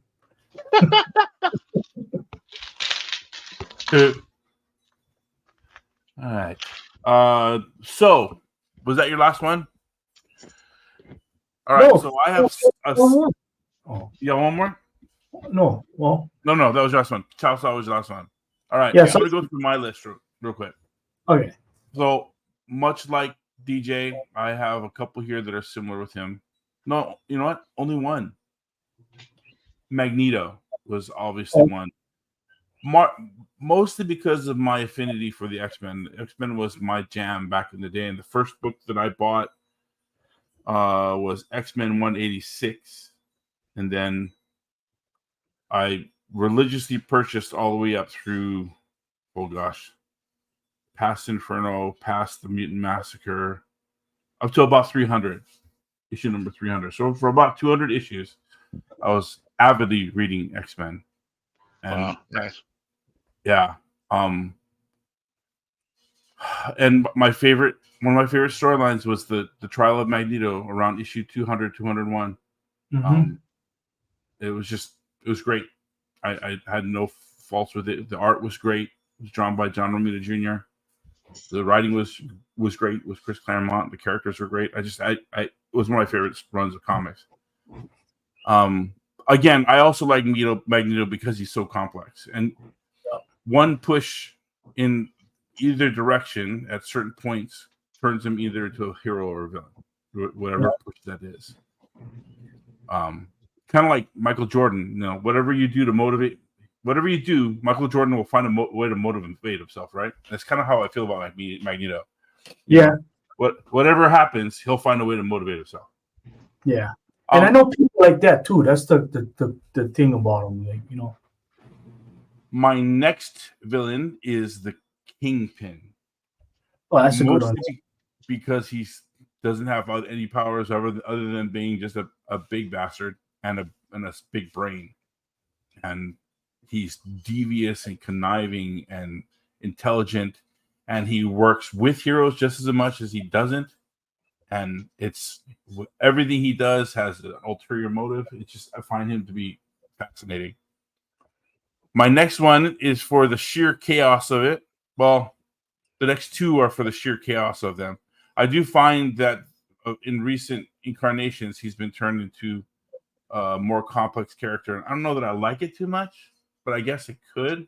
But Loki has been one of my favorite fans because I was a huge fan of Thor comics run. And Loki was never mistaken as a hero or someone who was good. It was always bad. But he was devious, and I always liked that. The next one of mine is because he is the embodiment of chaos, is the Joker. And I always liked when he's been this chaotic thing, but he is very intelligent about how he does it and what he does. So I always found that to be interesting. Then my last one is one that we don't see a lot. We haven't seen a lot in comics. We see him occasionally and recently in X-Men. But though I don't know why we see him in X-Men, other than he's there, is Dr. Victor Von Doom. I don't know that I would like him as a hero. I don't know that I like the fact that he's the ruler of a country, and everything he does is based on making each country either safe or more. Yeah, he's a good character. I'm actually hopeful that because of the firing of one Mr. Majors, that we will transition from the Kang dynasty. Lee Majors got fired? The fall guy? Not Lee Majors. Not Lee Majors. But he was fired too. He just got old. No, I'm kind of hopeful that they'll transition from the next big bad being Kang and move over to Fantastic Four and Doctor Doom. I think it's time. I think we need him. I think he's a complex villain that has far-reaching capabilities. I mean, he not only is he Reed Richards almost equal with regards to intelligence, he's Doctor Strange is equal with regards to magic, and that's just not something that people. I mean, he could fit any storyline, which is I think is great. Yeah, those are my top 5. I was gonna ask Todd Double D what his top 5 villains are, but he walked away. No, I'm still here. Okay. Double D, what are your favorite villains? Do they? So just to clarify, do they have to be from comic books? No. No. And Darth Vader is not. Well, Darth Vader is, but as was it. Technically, Chasso is if you consider all things. No, you cannot say your wife. No. Boom. Oh, damn. We're gonna tell her. You know I love you, Nadia. You know I love you. I would never say that online, of course. Out loud.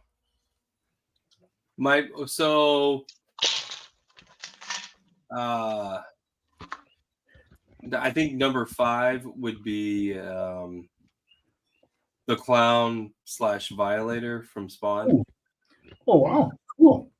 I think that they're. I think that it's 8 to the 1.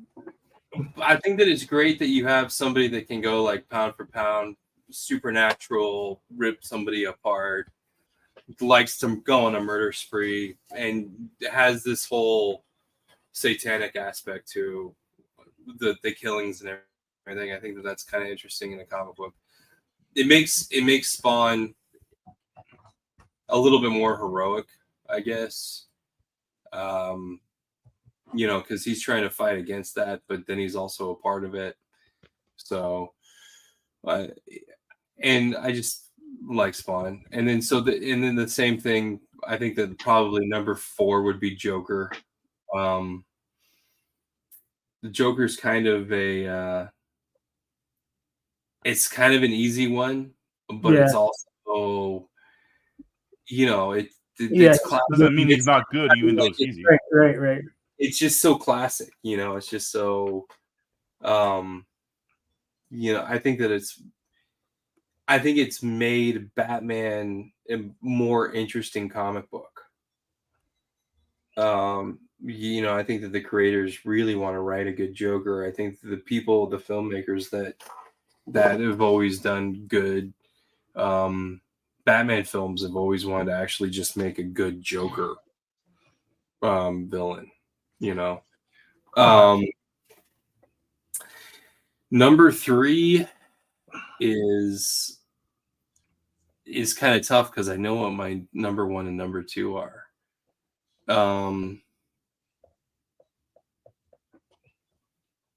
Jeez. We're waiting with bated breath. Did you say cheese? Cheese. Cheese is your number 3? Cheese and crackers, Cheese and rice. Cheese and rice, yeah.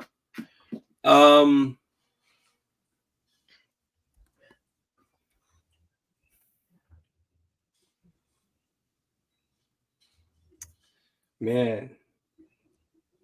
Grover from Sesame Street. The Count. The Count. Grover is a straight hero, man. You can't use you, Grover.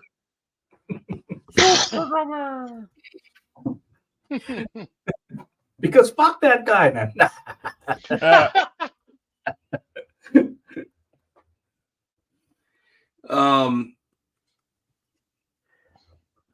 I guess number 3, this might be a little bit of a cop out, because I'm on the spot and I don't really want to think harder on this, I guess, but Dracula. Okay. Yeah. I think Dracula is an excellent villain, yeah. But he's also portrayed as kind of the hero of his story. The same way Satan is portrayed at the beginning of Paradise Lost as this hero, and then kind of fallen hero, and then ultimately like a very terrible villain. I think that's the trajectory of some of these interesting pieces of literature. But and then number 2 would be Pennywise from It. Okay. And Pennywise is not just a clown in the novel, not just a clown in the second part of the It part 2. And it just Pennywise is just this thing that will freak you out, and you're just afraid of whatever it is. And some people think it's clown, some people, but it's kind of fear itself. Yep, and I think that's really interesting as a villain. The thing that just paralyzes you and won't let you take that next step. And I think that's something intrinsic in sort of all of us and something that if a villain was capable of that and has never been capable of that, but when can approximate that in comic books, they're some sort of the most successful villains like Magneto and Sabretooth too, because Sabretooth is, you're right, he's just kind of evil, and he's invulnerable, and he's something you can't defeat. You just have to outthink. That's kind of what happens with Pennywise at the end of it. And then my number one villain, the thing that freaks me out more than anything else, is Hannibal Lecter. Oh, that's a good answer, man. Yeah. I like the light villains. You know what I mean? Yeah. I like when you like the villain. Not that, yeah. Because then it's like, I don't know, something about the story is like more entertaining, Yeah. Yeah. And something, I mean, like, and I think that applies for the last couple of Joker movies.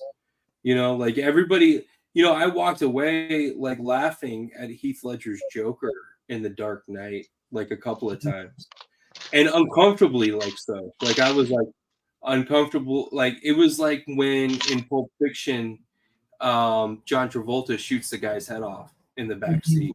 Yeah.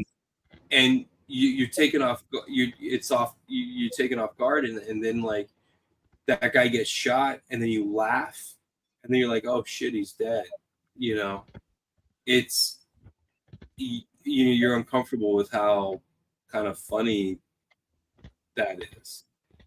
Oh man, thinking about Quentin Tarantino, like changed my answer now. He's definitely written some good villains, that's for sure. Yeah, like I never even think about like I was when Kanila asked me the question, first thing my mind goes to is comics, right? You know what I mean? This is the way my mind goes. Damn, who's the guy in Inglorious Bastards, the German guy that drink the milk? Hans Lander. That guy is such a villain, man. That guy's so good, man. That guy is such a whatever he's acting in is good, man. I agree. He was even the villain in Green Lantern. Was he? Yeah. Who was he? He was the villain in Green Lantern with Seth Rogen and what's his face? Green That's Hornet. Green Hornet. Green Hornet. I was like, Wrong green movie. in Green Lantern. What is he talking about? This guy. I was like, that's why I was looking at you for, man. I was like, please, Save me. correct me. Please correct me. That was a good villain, man. Quentin Tarantino. Oh man. Welcome to Candyland.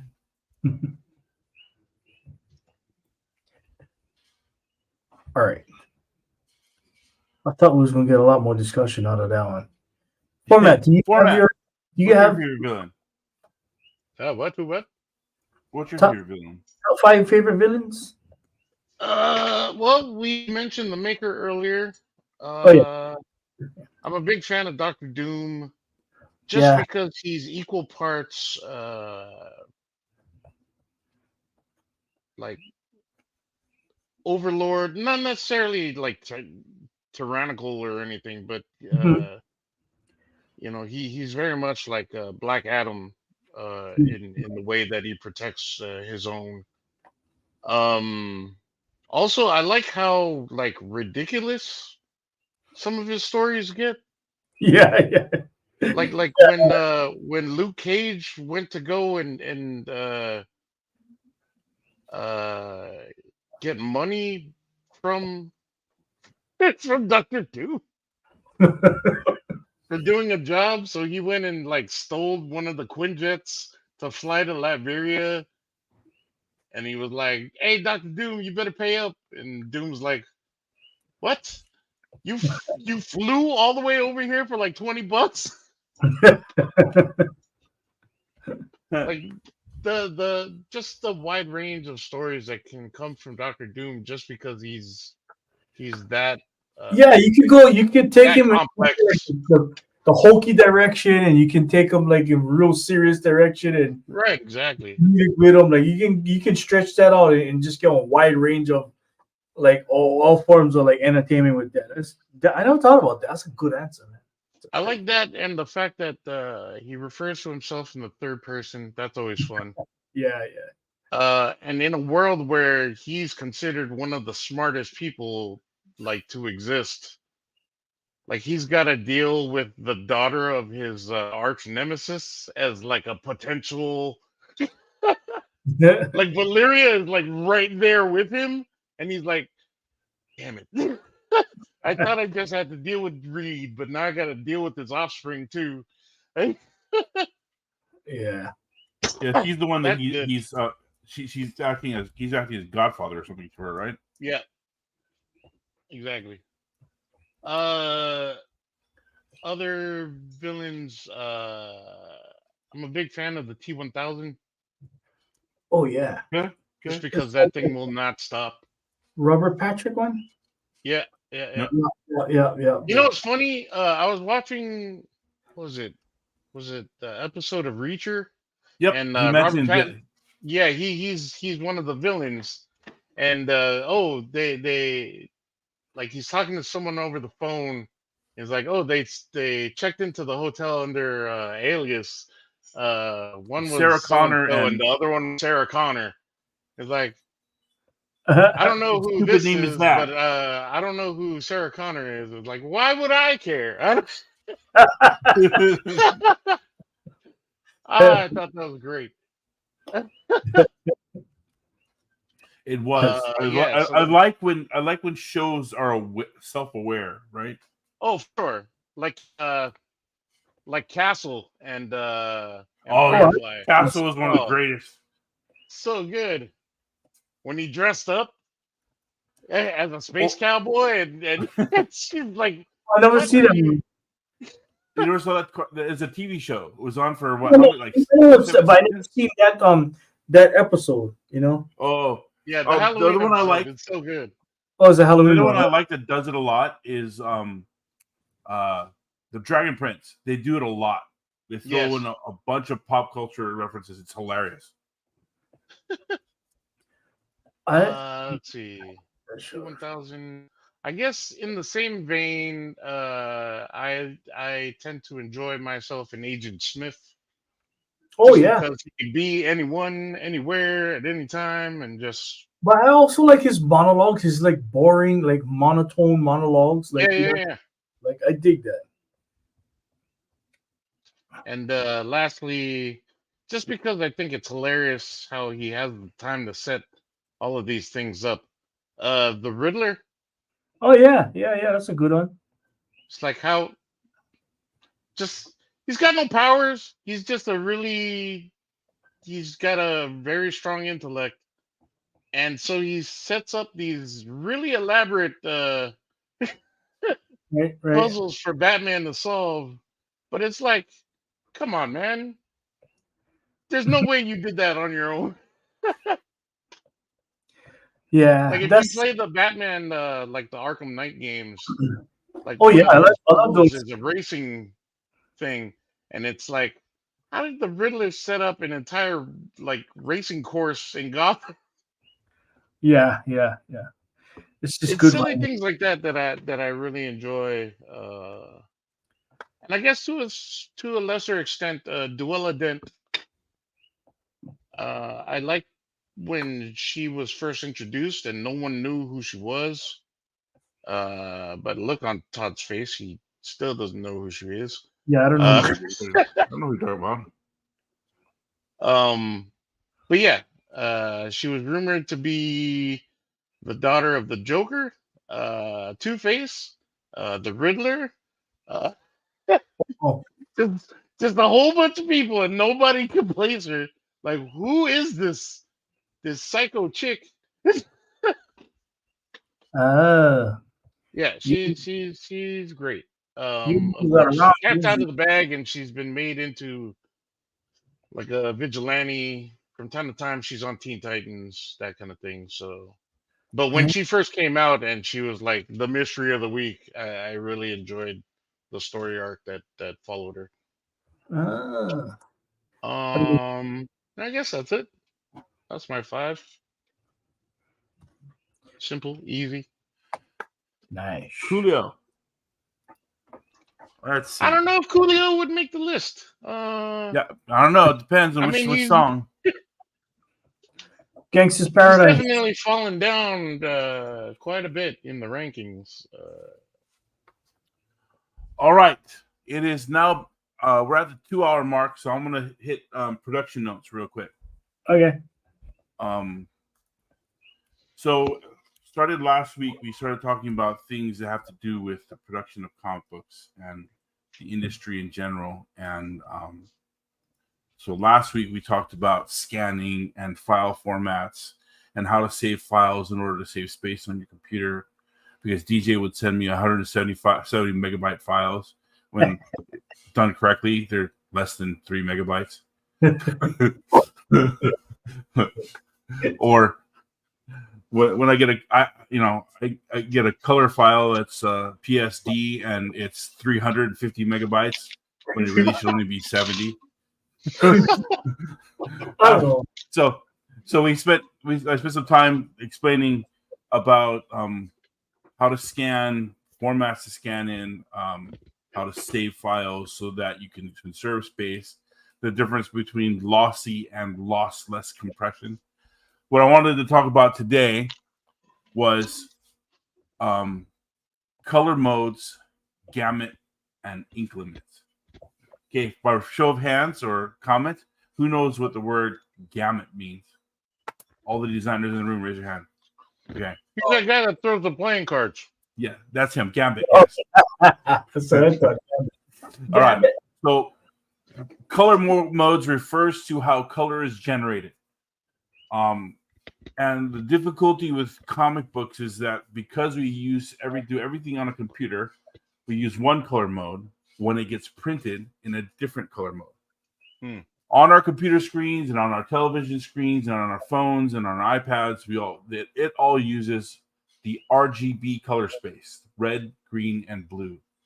Yes. It is a reductive form of color, meaning the more of that particular color you put in, the lighter your color will get. Meaning 100% of red, 100% of yellow, gold, red, green, and blue is white. 0% of red, green, and blue is black. Mm-hmm. If you want to have 100% red, it's 100% red, and then 0, 0, 0. Here, let me just pull it up real quick. I'm going to show you on screen here on this palette, if it'll come across. Wait, cancel. On this palette, this is, I don't know if we can zoom in or not. Oh, you can't zoom in.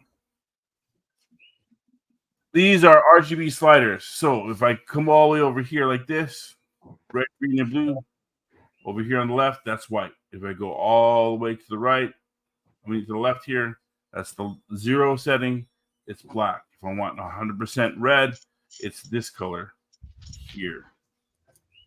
100% green, kind of a neon green here.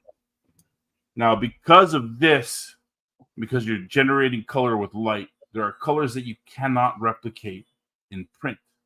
Because print is an additive color model, meaning the standard color model for print is CMYK. Cyan, magenta, yellow, and K actually refers to an index color, but we all refer to it as black. Cyan, magenta, yellow, and black. So 0% cyan, magenta, yellow, and black is white. Whereas 100% cyan, magenta, yellow, and black is black. Black. Okay? 100% of all colors is black. 0% of all colors is white. Because of this, there are colors that you cannot replicate.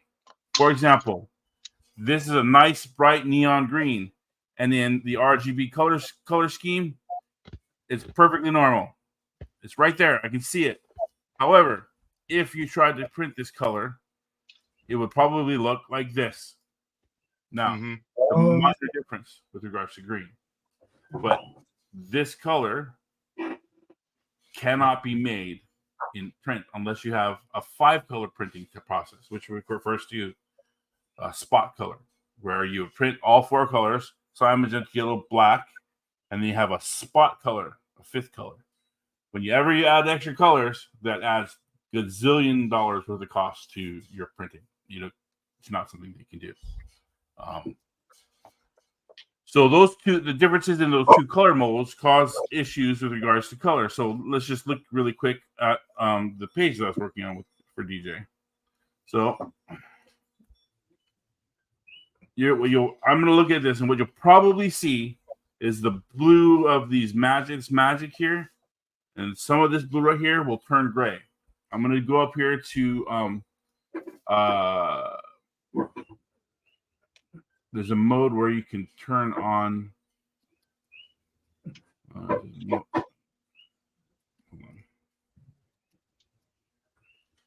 Okay, so this is what's called the CMYK preview mode. So if you look at the screen here, at the top of my screen, it says it's in RGB mode. If I press Command Y on my keyboard, it changes into CMYK preview mode. And you'll notice if I zoom in here, coming back and forth right here in this middle area here where it's blue. If I go back and forth between the Y, you'll see a difference in color. Oh yeah. Okay. This is what it looks like on my screen. This is what it'll look like when it prints. Printed. Oh. Back and forth. Okay. That's because the color here is illegal with regards to RGB converting into CMYK. So it's one of these colors here, like this green. It's illegal. Put them in jail. Yeah, it's illegal in CMYK. So there are a number of ways that you can adjust your computer your color to be able to make it print properly. Now, I've been doing this for so long, I can look at this and I just as it is now, and I know that that's going to print illegal because I already know.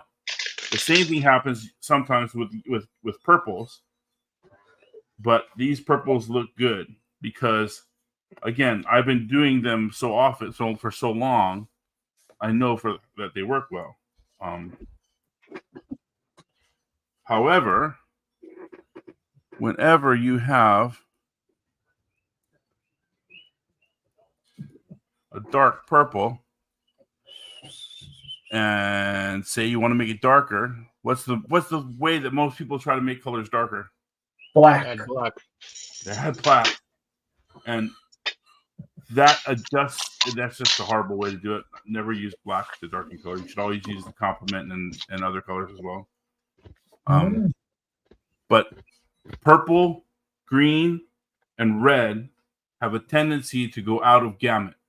What gamut refers to is the principal spectrum of a color in your when you're printing. Meaning,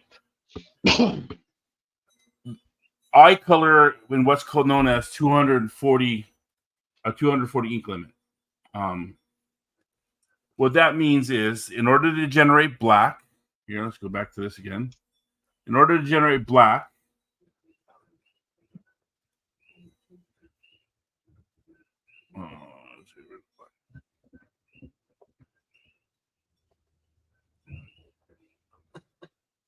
why is this not changing?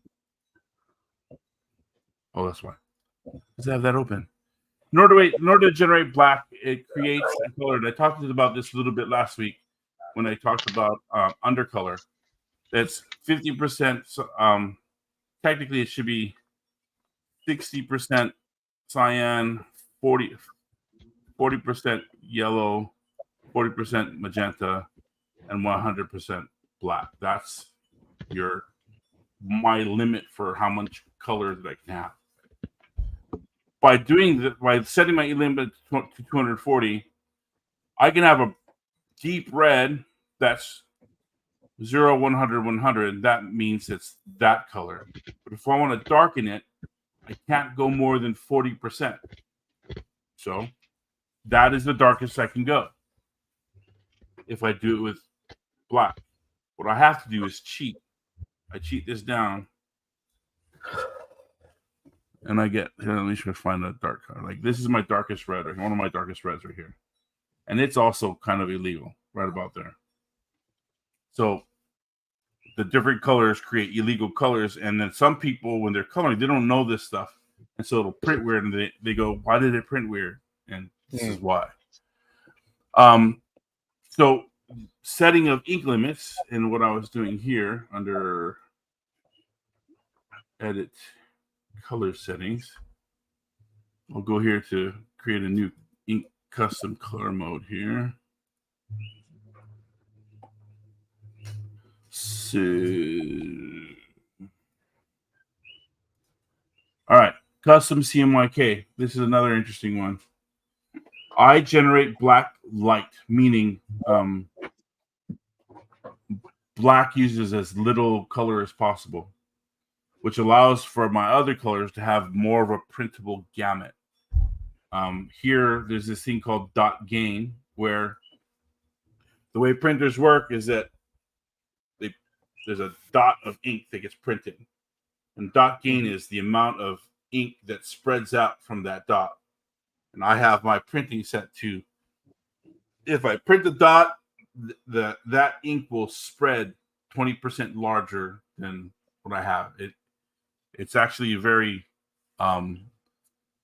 It's not something we see in most modern comics, but in the olden days when they did printed on newsprint couldn't handle a whole lot of ink, so it would soak it all up, and that dot game would get muddy and blur. That's why you'd have all that black blurriness on the old newsprint comics.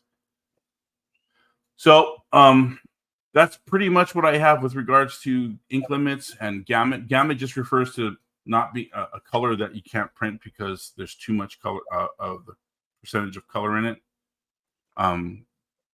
These are some of the things in comics that people just don't know nowadays.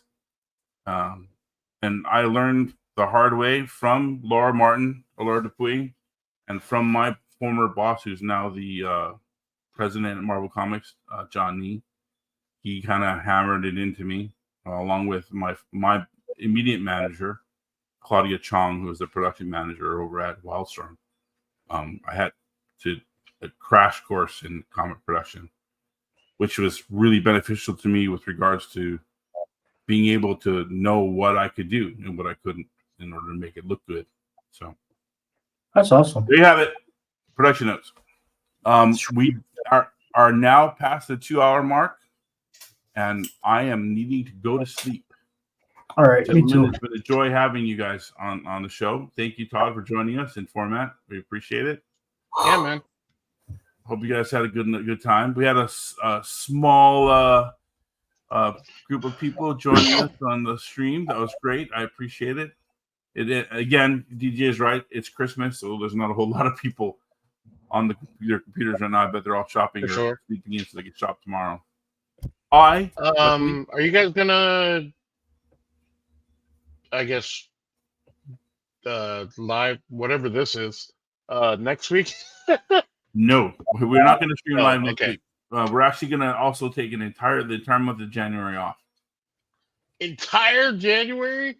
Yes, sir. We're going to have the opportunity to spend time with family and to ourselves. I could actually stream next week if I don't know about Kanila, but I could.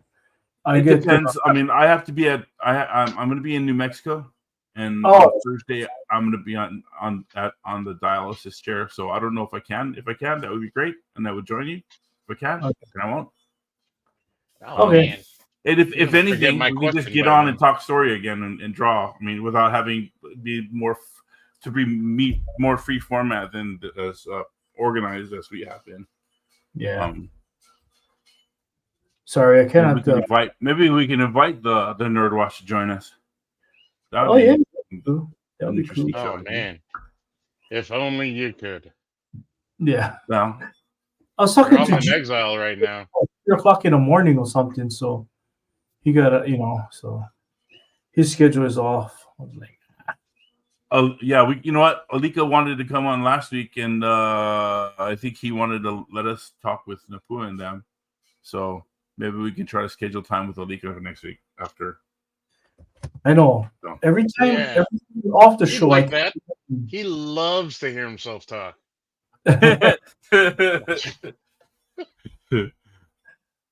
Tell us how you really feel, format. Oh, I think he's swell. Like Todd. Todd's swell too. Well, are you referring to the bulge in his pants right now? I love to hear myself talk, that's for sure. Mm-hmm. Todd, thank you for joining us. We appreciate it. Format, thank you for joining us as well. We'll see you guys next week if we can. If not, then first week in February. I will probably actually do some live streaming of me doing some artwork just for fun on Sundays from now on. So I did this last week, but I had to take it down because it had licensed music on it with that crap. So I had to put on some unlicensed music. But it gave me a chance to edit it and speed up the drawing because it was pretty slow otherwise. But all right, Todd gentlemen, good talking to you. Because you should. All right. Later. Bye. Cut Merry- in the live feed now. Merry Christmas. You didn't have to leave for man. You could have stayed on. We could have talked after.